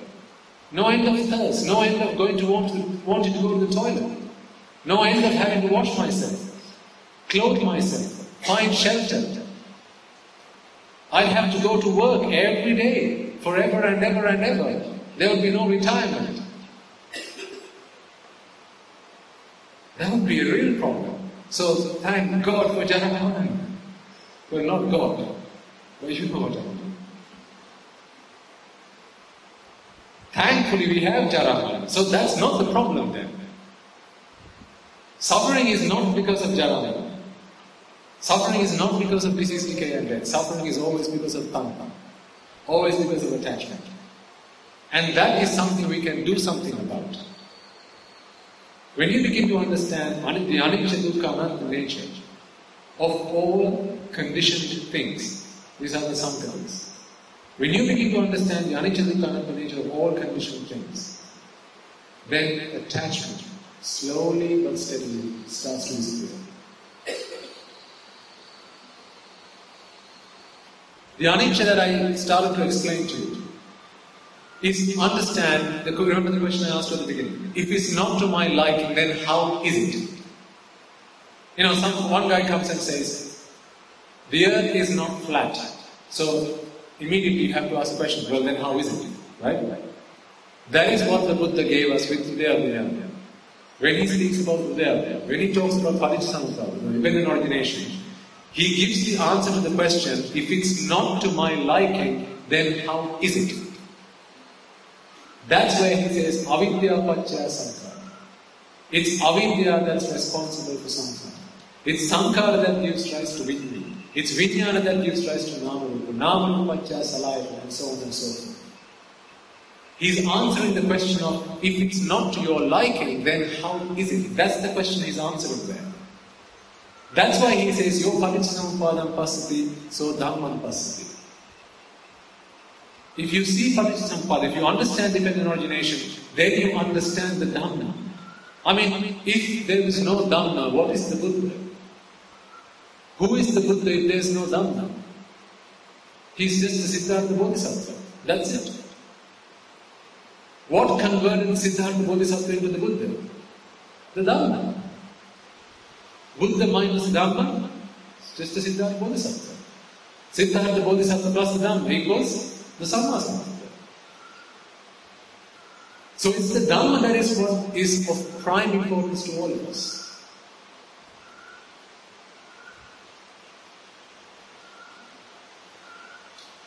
So what we need to do then is to understand as much as we possibly can this anicca dukkha anatta nature of this world.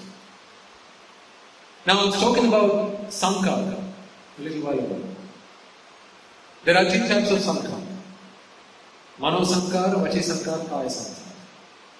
Arahatul Mahansis also engage in a certain type of sankhara. This is called visankhara, not abhisankhara. The word abhi is to produce. Abhi is to produce. So abhisankhara is the sankhara that we do to produce something. Produce what? Think and answer. Produce what? What are we producing with abhisankhara? Me. Baby, Natasha. That is what we do abhisankhara. To keep feeding baby Natasha. To keep producing me. Self-preservation. That is what abhisankhara is all about. Vachi abhisankhara, mano abhisankhara and kaya abhisankhara. All these three things we do to produce, to keep me alive for the next moment. I don't mean breathing and heart beating. You know what I hope you understand the point I'm trying to get across. Because, what is the single unit of samsara? What is the most basic unit of samsara? One chitta. One chitta is the most basic unit of samsara. It's like the atom. I mean, yes, let's forget the fact that the atom has been subdivided. But if you take the atom as the most basic unit of a molecule, then one chitta is the most basic unit of samsara. And it's in one chitta that I live. Is that not right? We are all alive in just one chitta. Right? If in the period of 1 second, you have had 100 chittas, just for argument's sake.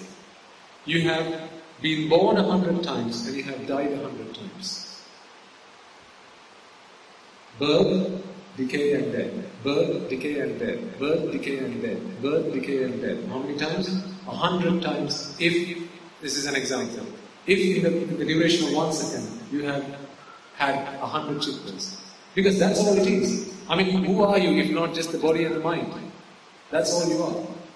The body and the mind. The body just keeps on going, controlled by the mind. The mind arises using the building blocks, rupa vedana sanya sankhara vijnana, arises, passes away. Arises, passes away. With every arising of rupa vedana sanya sankhara vijnana, that's one chitta.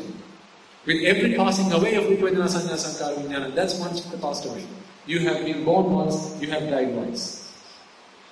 This death and birth process happens so fast, so rapidly, that we can't witness it. It's not something that we can see.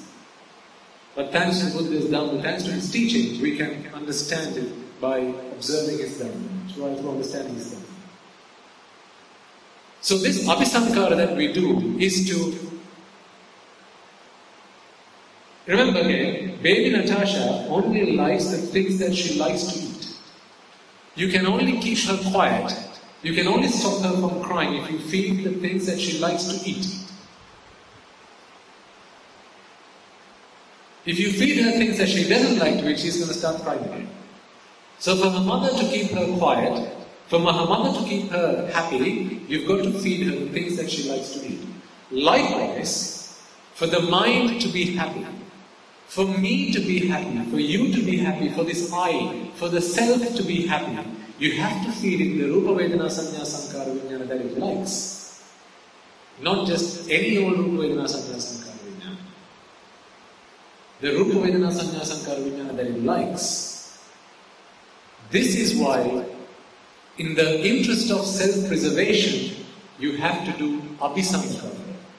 And Arahata Mahanse does not do Abhisankara because an Arahata Mahanse is not engaged in the process of self-preservation because there is no self to preserve. There is no baby Natasha. There is no Natasha. Full stop. I'm sensing there's a Natasha in the house. Anyway. There is no baby to keep alive. So for an Arahata Mahansa, it doesn't matter what kind of Rupa Vedana Sanya Sankara Vijnana arises and passes away. He doesn't have to be interested in a particular type of Rupa Vedana Sanya Sankara Vijnana. Anything goes. You know, like when you pull up to the petrol station and they ask you, what is it, 92 or 95? And you go, either, anything goes. Or you go, no, I just want the 95 octane. I want the 92 octane. Now you have a particular interest because there's a particular way you want to, look after your car. Or you are looking for a particular kind of efficiency with your fuel. You go to a restaurant and they ask you, yes sir, what is it that we can get you today? How many times do you go, whatever you like? Whatever you fancy. Or you tell the waiter, whatever you like? No, you say, bring me the menu. Then you go through the menu, you study the menu for a few minutes and you go, this is what I like to eat. Then you ask around the table, hey, what would you like? What would you like? What would you like? And so on and so forth. Because every one of you that sat around the table have a very unique baby Natasha. Each baby Natasha has a different kind of Rupa Vedana Sanya Sankara Vijnana that it likes. This is why you have a whole menu card with 100 different types of food. If sating your hunger was the only thing you had to do, you wouldn't need a menu card, would you, at a restaurant? You could just walk up, sit, turn the plate over and eat whatever there was in front of you, if all you ate was to sate your hunger. But that is not the case. You go into an ice cream parlor, you go to 100 different flavors of ice cream. What would you like? Oh, I'll have some cashew, I'll have some pistachio, I'll have some chocolate, I'll have some vanilla, I'll have some strawberry. Each one has their own particular type of flavor that they like. Why? Because each one has a different kind of Rupa Vedana Sanya Sankara Vijnana that helps them preserve themselves. So because we're interested in self-preservation, we have to go after the Rupa Vedana Sanya Sankara Vijnana that we like. And the process of doing that is Abhisankara. If you use your mind to go after these kinds of Rupa Vedana Sanya Sankara Vijnana, that is Mano Abhisankara. So it's just thinking about the things. Like when you dream. When you dream of your dream holiday, that's why it's called a dream holiday. You close your eyes, you sit back on your armchair, and you start dreaming of your dream holiday. All these pictures come into mind. You go into your memory banks, the beaches, your swim kick, your whatever, wherever you like to go, wherever you've been, all these things start coming into your mind. These are all your Mano Abhisankara. Now, let's say there's a family of 3, mother, father and son. All 3 of them we instruct, hey, I want each of you to come up with your dream holiday. Each of them is going to come up with a different kind of holiday, are they not? The father is going to come up and say, hey, I'd like to go to the pub, be with my friends, get myself some kind of cocktail. And this is the kind of holiday I'd like to spend. The mother's going to say, no, I like to spend a different kind of holiday. I like to relax. I like to go to the beach. Just relax, do nothing for a change. I'm sick and tired of having to cook for you all day long. And then you ask the boy, what would you like to do? And he'll say, I like to go play with my friends. All these things are different kinds of Mano Abhisankara. Why? Because they are all interested in self-preservation. Different kinds of Rupa Vedana Sanya Sankara Vijnana that they learn. But remember, they've all seen the same Rupa Rupa. They've all seen the same Shabda Rupa, same Gandha Rupa, same Rasa Rupa, same Pottava Rupa, but different types of Dhamma Rupa. It's this Dhamma Rupa that helps you form the Nama Rupas, Vijnana Pachaya Nama Rupa. These models that we create in our minds, and then we go looking for these models in the outside world, trying to find happiness. This evasive, elusive happiness.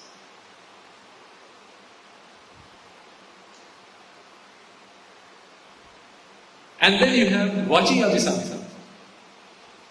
Vachi Abhisankara is the things that you know when you speak to yourself in your mind. Do you guys ever do that? When you talk with yourself in your... So Vachi Abhisankara is not the words you spit out, by the way. Because that's Kaya Abhisankara. You're using your vocal organs, your tongue or your voice box, right? So all of these things, your muscles, that's all Kaya Abhisankara, because you're using your body. But Vachi Abhisankara is when you think words in your own mind.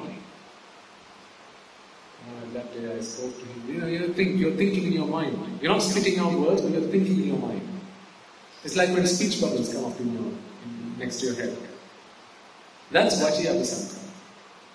Again, Vachi Abhisankara because you're doing that for self-preservation. And then finally, Kaya Abhisankara. These are the things that you do with your body.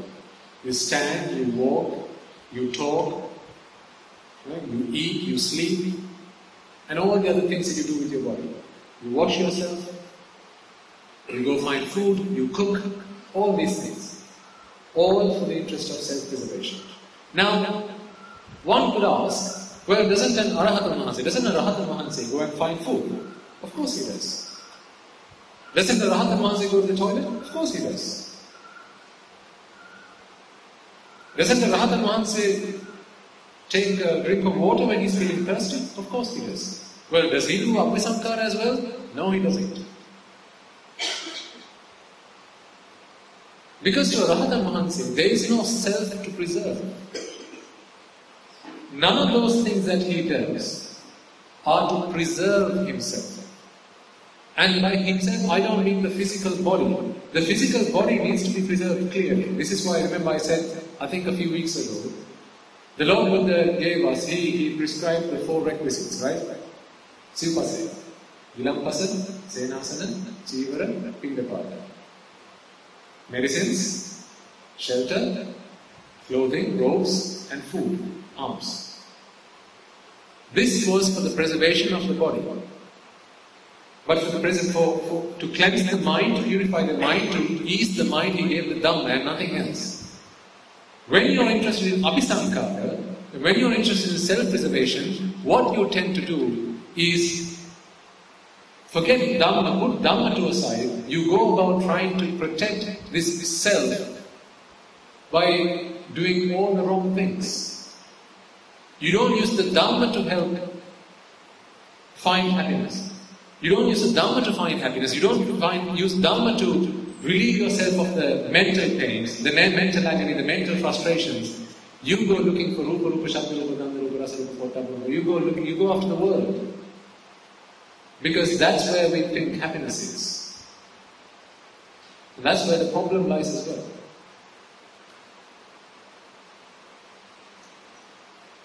Now, the problem with these types of Abhisankara is that for as long as we are interested in self-preservation, to different levels, see a Sotapanna, a Pruthajjana, someone who's a worldly, mundane worldly person, is willing to do all the unmeritorious deeds in the interest of self-preservation.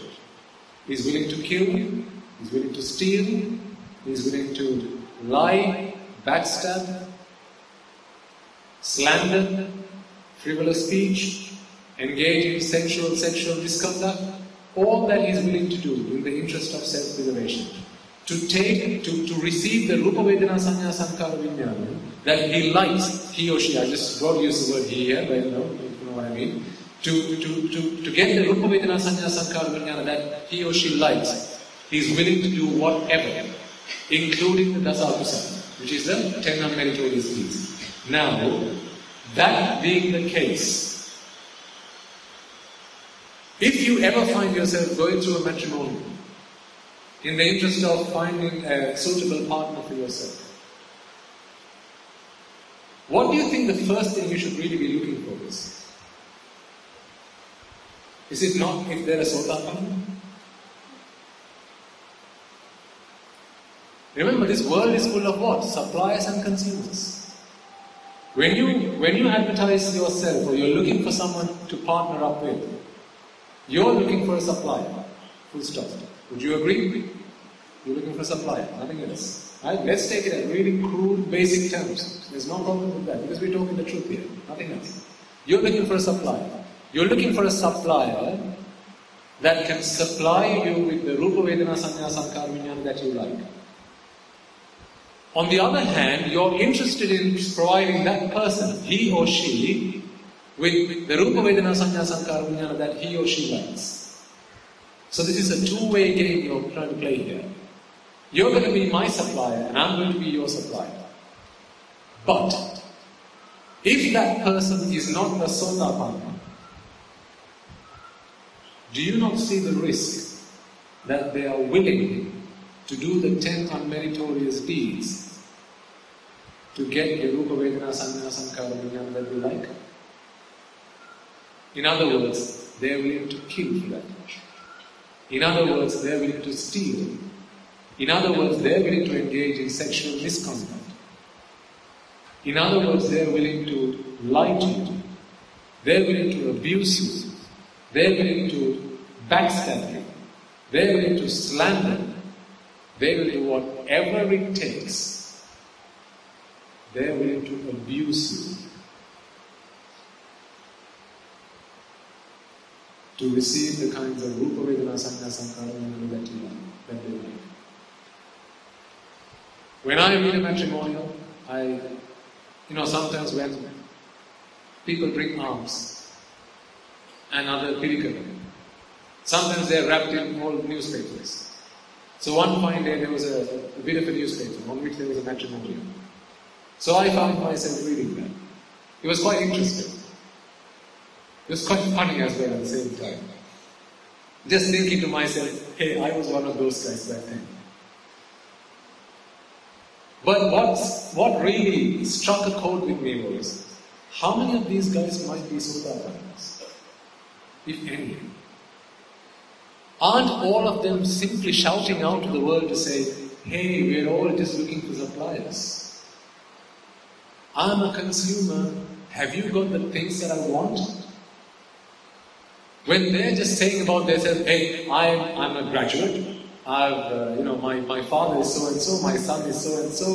Sorry, not my son. My father is so and so, my brother is so and so. I'm 6'5", right? I've graduated from the United Kingdom. I've got so many cars. I've got a 10-story house. Right? I've got so much money in my bank. What are they actually saying? Are these the things that you're looking for? If you're a consumer, are these maybe some of the things that you might be interested in? Isn't this a trade?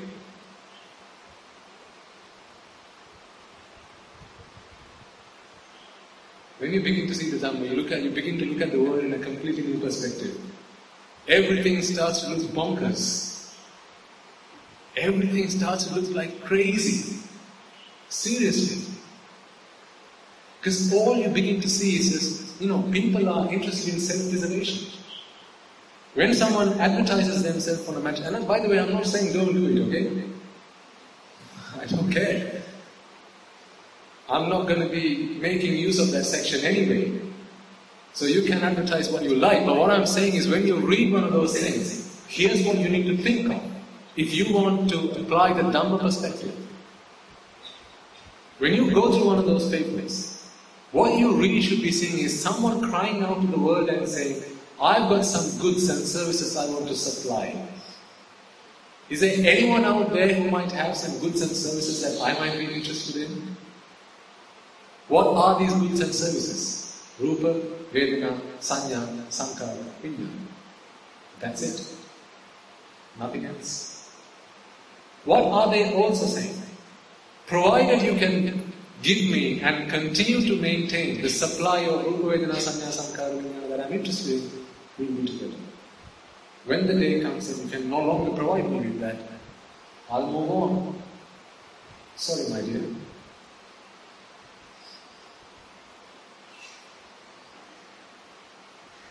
This is not the world we live in.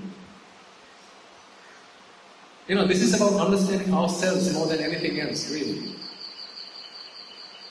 We're not saying, hey, the world is such a bad place, look at all those dirty people. That's not what we're saying. What we're saying is, look at ourselves. Isn't that what we are? Isn't that how we conduct ourselves? So, when was the last time you looked at a matrimonial session and thought, how many of these people might actually be Sotapanas? How many of these people might be Sakutagamis? Are people ever interested in that? No, people are interested in what?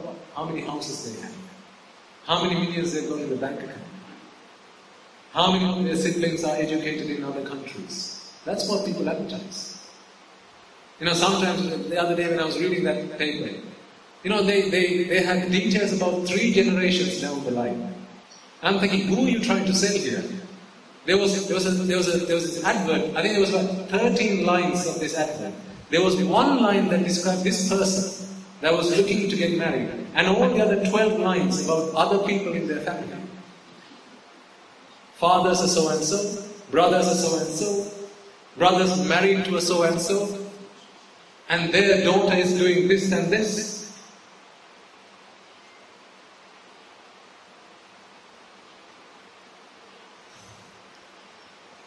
And there was one line about this person. 6'5", fair, single.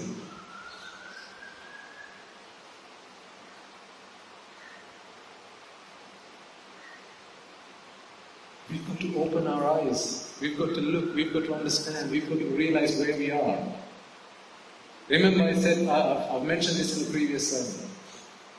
We're all playing a game. This game of life is a very risky game. The reason it's so risky is because we didn't set the rules of the game. The rules of the game were set by everybody else. Society set the rules of this game, and now we're just pawns in this game.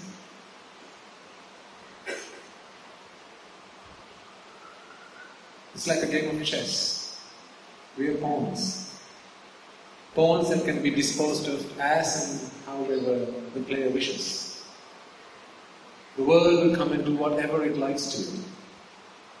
My Guru Swami Mohan says in his sermons, if the tears that fall out of your eyes is money, people will make you cry until you die. If the tears that you shed is money, people will make you cry until you die. Is that not the truth? Aren't people willing to do that? For as long as they can get the Rupa Vedana Sanya Sankara Vijnana that they like, people are willing to do whatever it takes. At least if you come across someone that's a Sotapana, who has no longer any interest, who no longer has a desire, takes pleasure in committing the unmeritorious deeds, the unwholesome deeds. See, this is why a Sotapana is someone that is so valuable.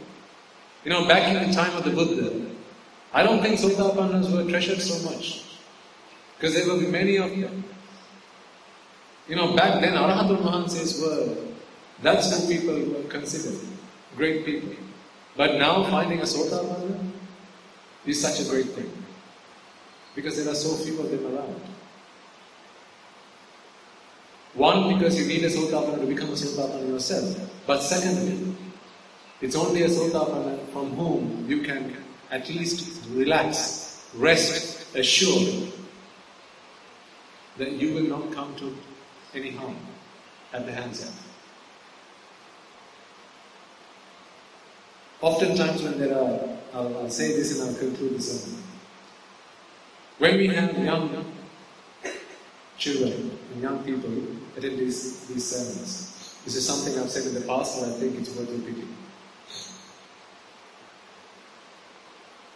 When people want this Rupa Vedana Sanya Sankara Vijnana, if you are not a Sotapanna, you are willing to do the 10 unmeritorious deeds. Who says so? The Buddha says so. Once you become a Sotapanna, you have no longer any interest, you have no longer a desire or liking to commit the unmeritorious deeds. Because you understand the Anicca Dukkha Anatta nature of this world. We'll talk about Dukkha, Anatta in future sermons. But this is the point I want to get across.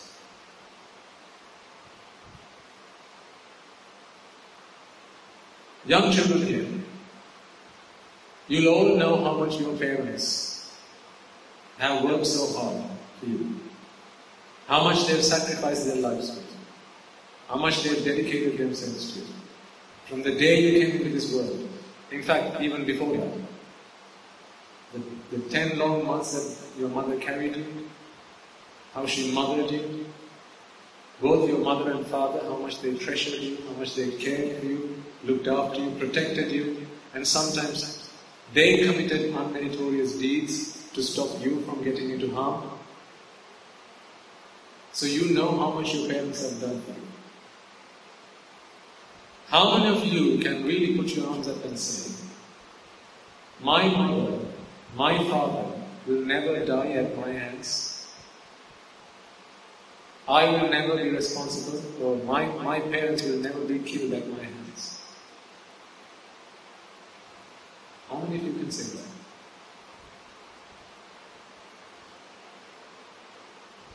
Usually people say, well, actually, no, I will never do that. I will never kill my parents. Because my parents, I know how much they've done for me. I treasure my parents. And then I ask them the question, have you not heard of stories in Sri Lanka itself where children have murdered their parents for sometimes for a little like 500 rupees? You know, the son says, mother, I need some money. I need to get my girlfriend a gift. The mother says, Puta, I don't have any money right now. Let's wait until father comes back. I can't wait that long. Give me whatever money you have. I don't have any money. What did you say, you bitch? Son takes a bottle, cracks it in half and stabs them. Have you not read that in the papers? Have you not seen that on TV? News stories? In Sri Lanka? I'm not talking about anywhere else in this world. I'm talking about Sri Lanka, the land of the Buddha. These things happen. Have you not heard of how children kill their father? Recently, I think a few years back, the father was caged in a kennel, put in a dog's cage, and how the father was murdered by the child. See, you ask those children one day prior to that event happening, would you ever kill your parents? What would those children say? No, we'll never do that. I would never do that. Well, I'll ask you the question again today. Did your parents ever die at your hands? If you say no today, let me ask you, well, what's going to happen tomorrow? Because the same question I asked from those guys who killed their parents the day after. When your parents have done so much for you, when they've shed tears, sweat and blood on your behalf, if you can't even go and tell them, Ammi Tati, you are not going to die at my hands, are you really a child? Is that so much to ask? But the problem is, Tathagata Mahansa only gives one guarantee. If you are a Sotapana, then your parents will never die at your hands. Never. Ever. No matter what the circumstances, you will never kill your parents. Knowingly or unknowingly. That is the only guarantee that he gives. So if you are not a Sotapana, and I ask you the question, do you think your parents will ever die at your hands? Don't fool yourself by putting your hands up and saying, yes, I will never do that. How do you do it? When the courses line up, when it's time to settle samsaric transactions, when it's time to settle those samsaric debts, You never know what's going to happen. So if you can't go home, touch your mother's hand, hold your father's hand and promise him and her, Father, Mother, you are never going to die at my hands. Is it not time to change that? Don't they deserve to hear at least that from you? I'm not saying don't go and put them into an old, a home for the aged. That's not what I'm asking you to do. I'm not saying please feed them for as long as they're alive. I'm not saying please look after them for as long as they're with you. All I'm saying is promise them that you will never kill them. Is that so much to ask? But the only way you can guarantee yourself of that is if you can go up to them and say, Hammi Tatu, I am sure that I am now a Sota. If you don't know that for a fact, then it's only a matter of time. When the courses line up, you will have no control over what's going to happen at that point. Then it's going to be too late. So, especially because there are a lot of young children here today. Some of you may have come with your parents. I don't think your parents expect any more from you than that. This is why parents take a lot of trouble to bring you here. I know a lot of you young children, your parents are very fluent in Sinhala. They have no reason to come and listen to these English sermons. But the reason they do so is for your benefit. It's so that they take the trouble, they are so patient to bring you along here, so that you can take something from these sermons, whether you're listening to them here in person or online. All they expect from you is to become a Sutta. That's it. At least so that they're not going to have to die at your hands. Is that so much to ask? After everything they've done for you, is that so much to ask? Think. And if you think you haven't attained that step yet, then become a Sautapana like it's going out of fashion. Become a Sautapana like there's no tomorrow. Like the Buddha says, even if your head's on fire, don't let that be your concern. Let it burn you up. Go become a Sautapana first, and then worry about putting out the fire. Fire will burn you, yes, but not becoming a Sautapana, that will burn you throughout samsara.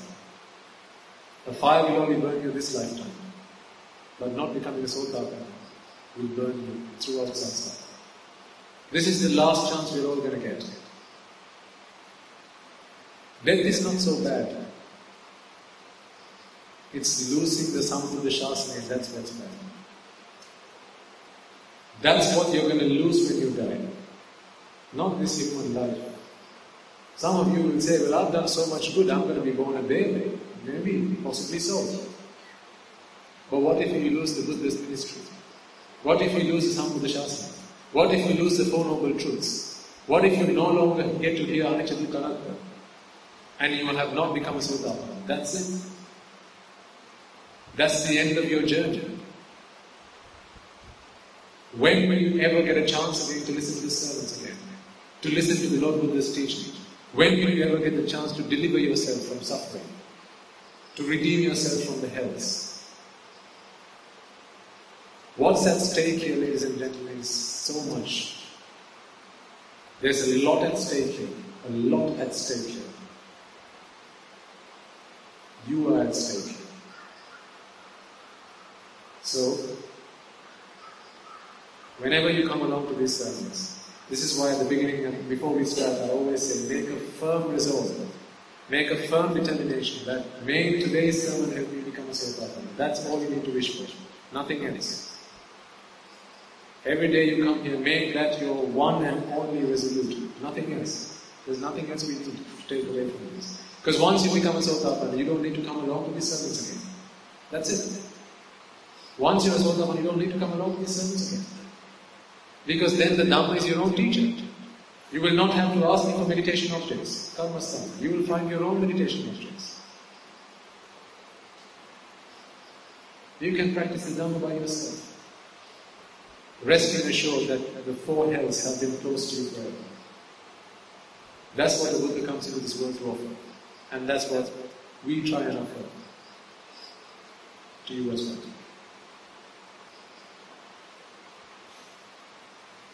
Do you have any questions?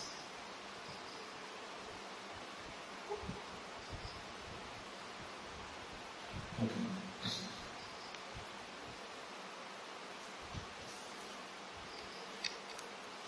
So there's a question here. Venerable Dev, can you kindly explain the meanings of Shoka Parideva Domanasya Payasa, which help us to meditate on Arya Maitri Bhavana properly? That's a very good question. Thank you very much for putting that through, because I think that's going to help a lot of people. What I will do is, at the next sermon, I'll give a detailed description of the Arya Maitri Bhavana in English. And when we do that, I'll go through this as well. Rather than try and cover what has been asked here, I'll include that in a detailed explanation of Arya Maitri Bhavana. So we can aim to do that next week. I think in one of the previous sermons you were given a handout.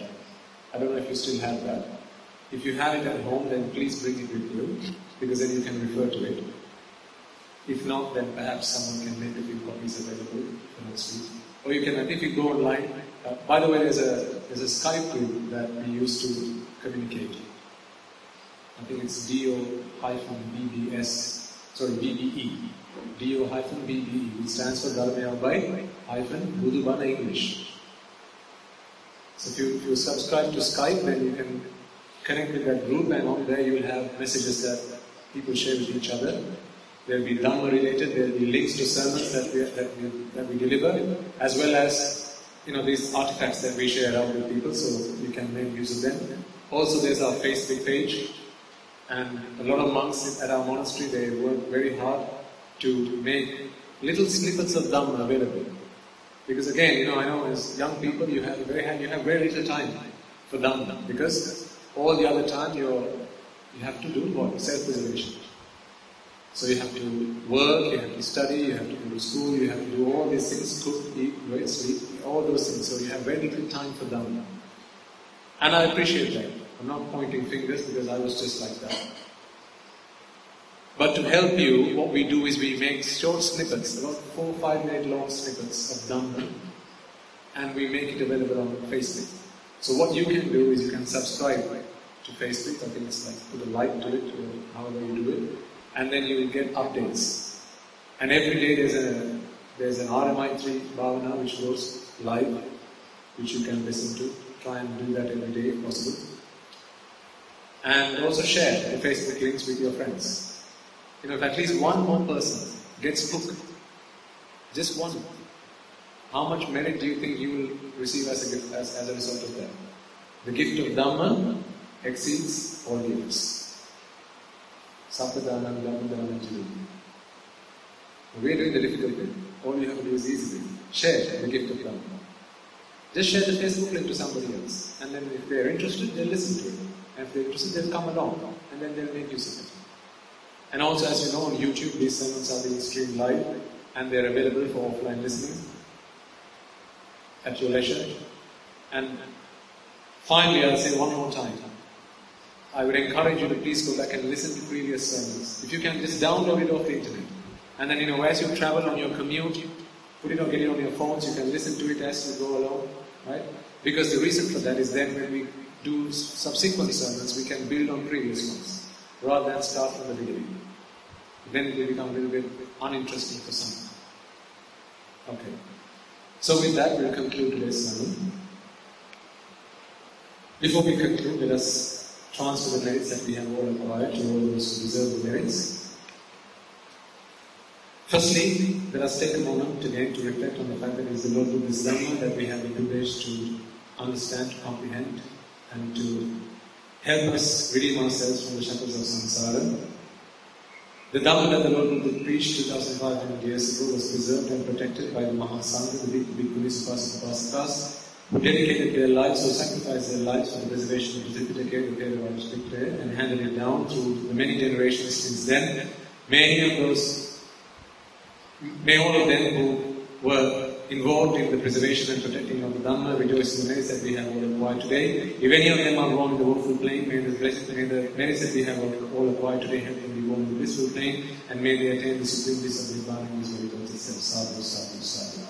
As well as that, take a moment to transfer the merits that we have all acquired today to all the bhikkhu, bhikkhunis, upasaka, upasikas who dedicate their lives to practicing the Dhamma, to practicing the path, to practicing the Noble Eightfold Path, and also to disseminate the Lord Buddha's teaching for the benefit and welfare of all other sentient beings, humans, devas and brahmanas. May all those bhikkhu, bhikkhunis, upasaka, upasikas, which includes all of you by the way, may they all rejoice in the merits that we have all acquired today, and may the blessings and the merits that we have all acquired today help them attain the supreme bliss of Nibbana in this very world itself. Sadhu, sadhu, sadhu.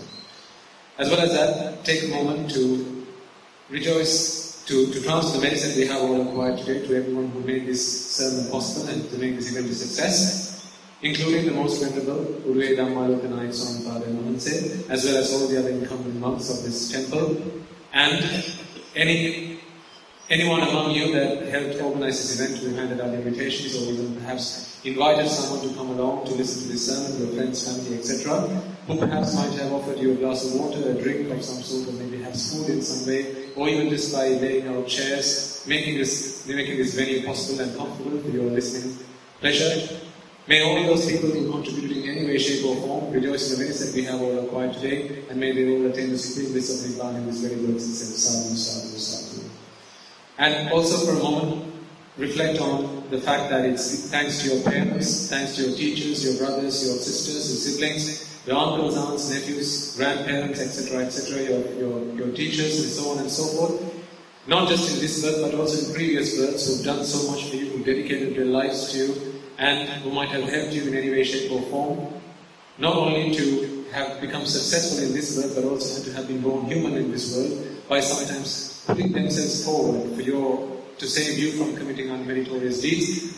Perhaps some of them are today born in the woeful plane because of the deeds that they might have done, sacrificed themselves for your benefit. May the merits that we have acquired today help them be born in the blissful plane, and may they all rejoice in these merits and in having done so, attain the supreme bliss of Nibbana in these very worlds itself. Sadhu, sadhu, sadhu. And finally, may the merits that we have all acquired today enable and empower those beings, men and women all over the world, practicing this path diligently, become Arahatul Mahanses, just like in the era of the Samma Sambuddha and Mahanse. May there be many Arahatul Mahanses on this earth once again through the merits that we have all acquired today. Sadhu, sadhu, sadhu. And finally, may the merits that we have acquired through the delivery of this sermon, as well as in listening to this sermon, as well as anyone who has helped in making this event a success, help us all attain the supreme bliss of Nibbana in the era of the Gautama Samma Sambuddha and Mahanse itself. Sadhu, sadhu, sadhu. May the Lord Triple Gem bless you all. Deshnava Sankaranakaya Siddhanam Kamodak Arunathi Karmasthani Valam.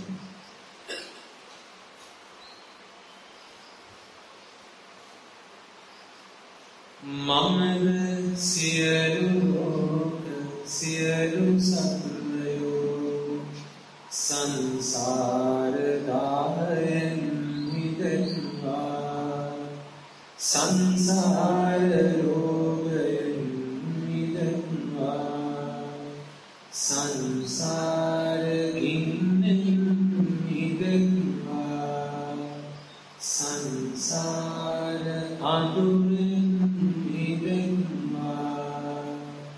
Nibbana Parama Sukhayan Sukhita Dharavitva Nibbana Parama Sukhayan Sukhita Dharavitva Nibbana Parama Sukhayan Sukhita Dharavitva Mamada Siyalu Loka Siyalu Satmayo Raga Bandhanayan Midakva Desha Bandhanayan Midakva Moha Bandhanayan Midakva Mara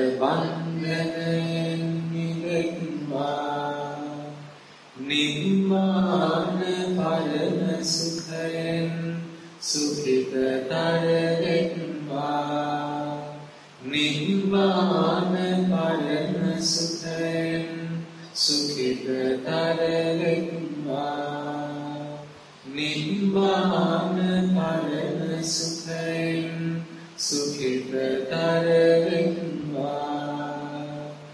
මමද සියලු ලෝක සියලු සත්වයෝ ජාති ගින්නෙන් මිදෙත්වා. ජරා ගින්නෙන් මිදෙත්වා. ව්‍යාධි ගින්නෙන් මිදෙත්වා. මරණ ගින්නෙන් මිදෙත්වා. නිර්වාණ පරම සුඛයෙන් සුඛිතතර වෙත්වා. නිර්වාණ පරම සුඛයෙන් සුඛිතතර වෙත්වා. නිර්වාණ පරම සුඛයෙන් සුඛිතතර වෙත්වා. මමද සියලු ලෝක සියලු සත්වයෝ ශෝක ගින්නෙන් මිදෙත්වා. දෝමනස්සයෙන් මිදෙත්වා. දුක්ඛ ගින්නෙන් මිදෙත්වා. පරිදේවයෙන් මිදෙත්වා. උපායාසයෙන් මිදෙත්වා.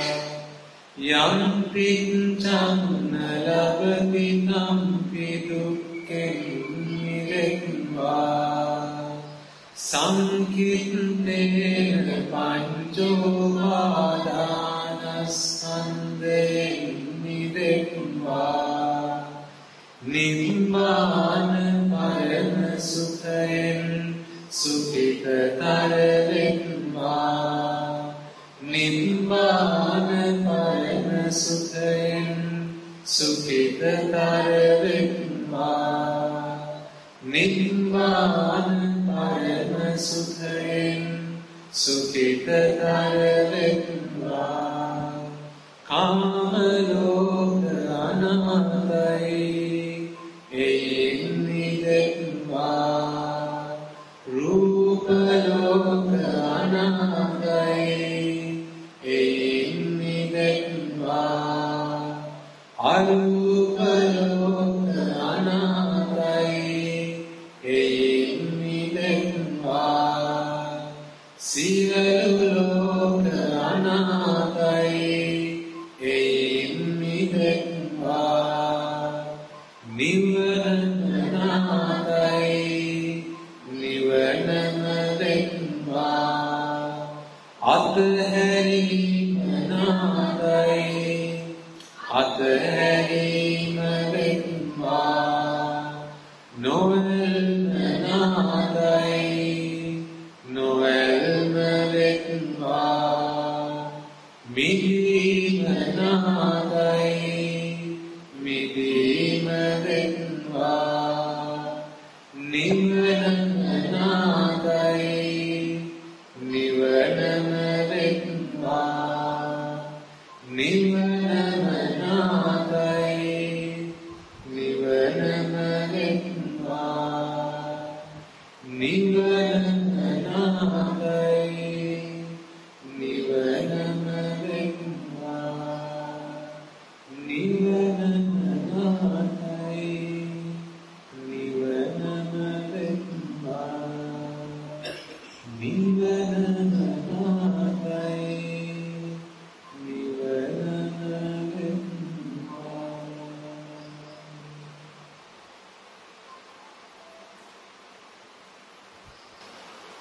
You might have all heard the phone ring.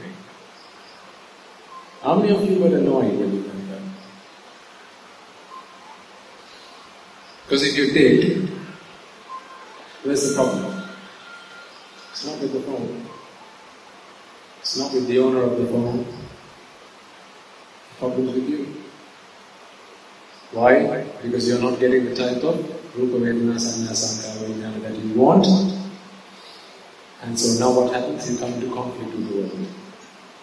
Now you want to change the world to your liking. Whereas if you were an Arahata, one says, you would just be any old Rupa Vedana Sanya Sankara. I don't care what, I don't care when, I don't care who from. Isn't that where real peace lies? See how the world can still break and tear your peace up into bits and pieces. For as long as you have ignorance and attachment within you, the world can do that to you. So stop trying to change the world and change yourself. And the moment you present, rest in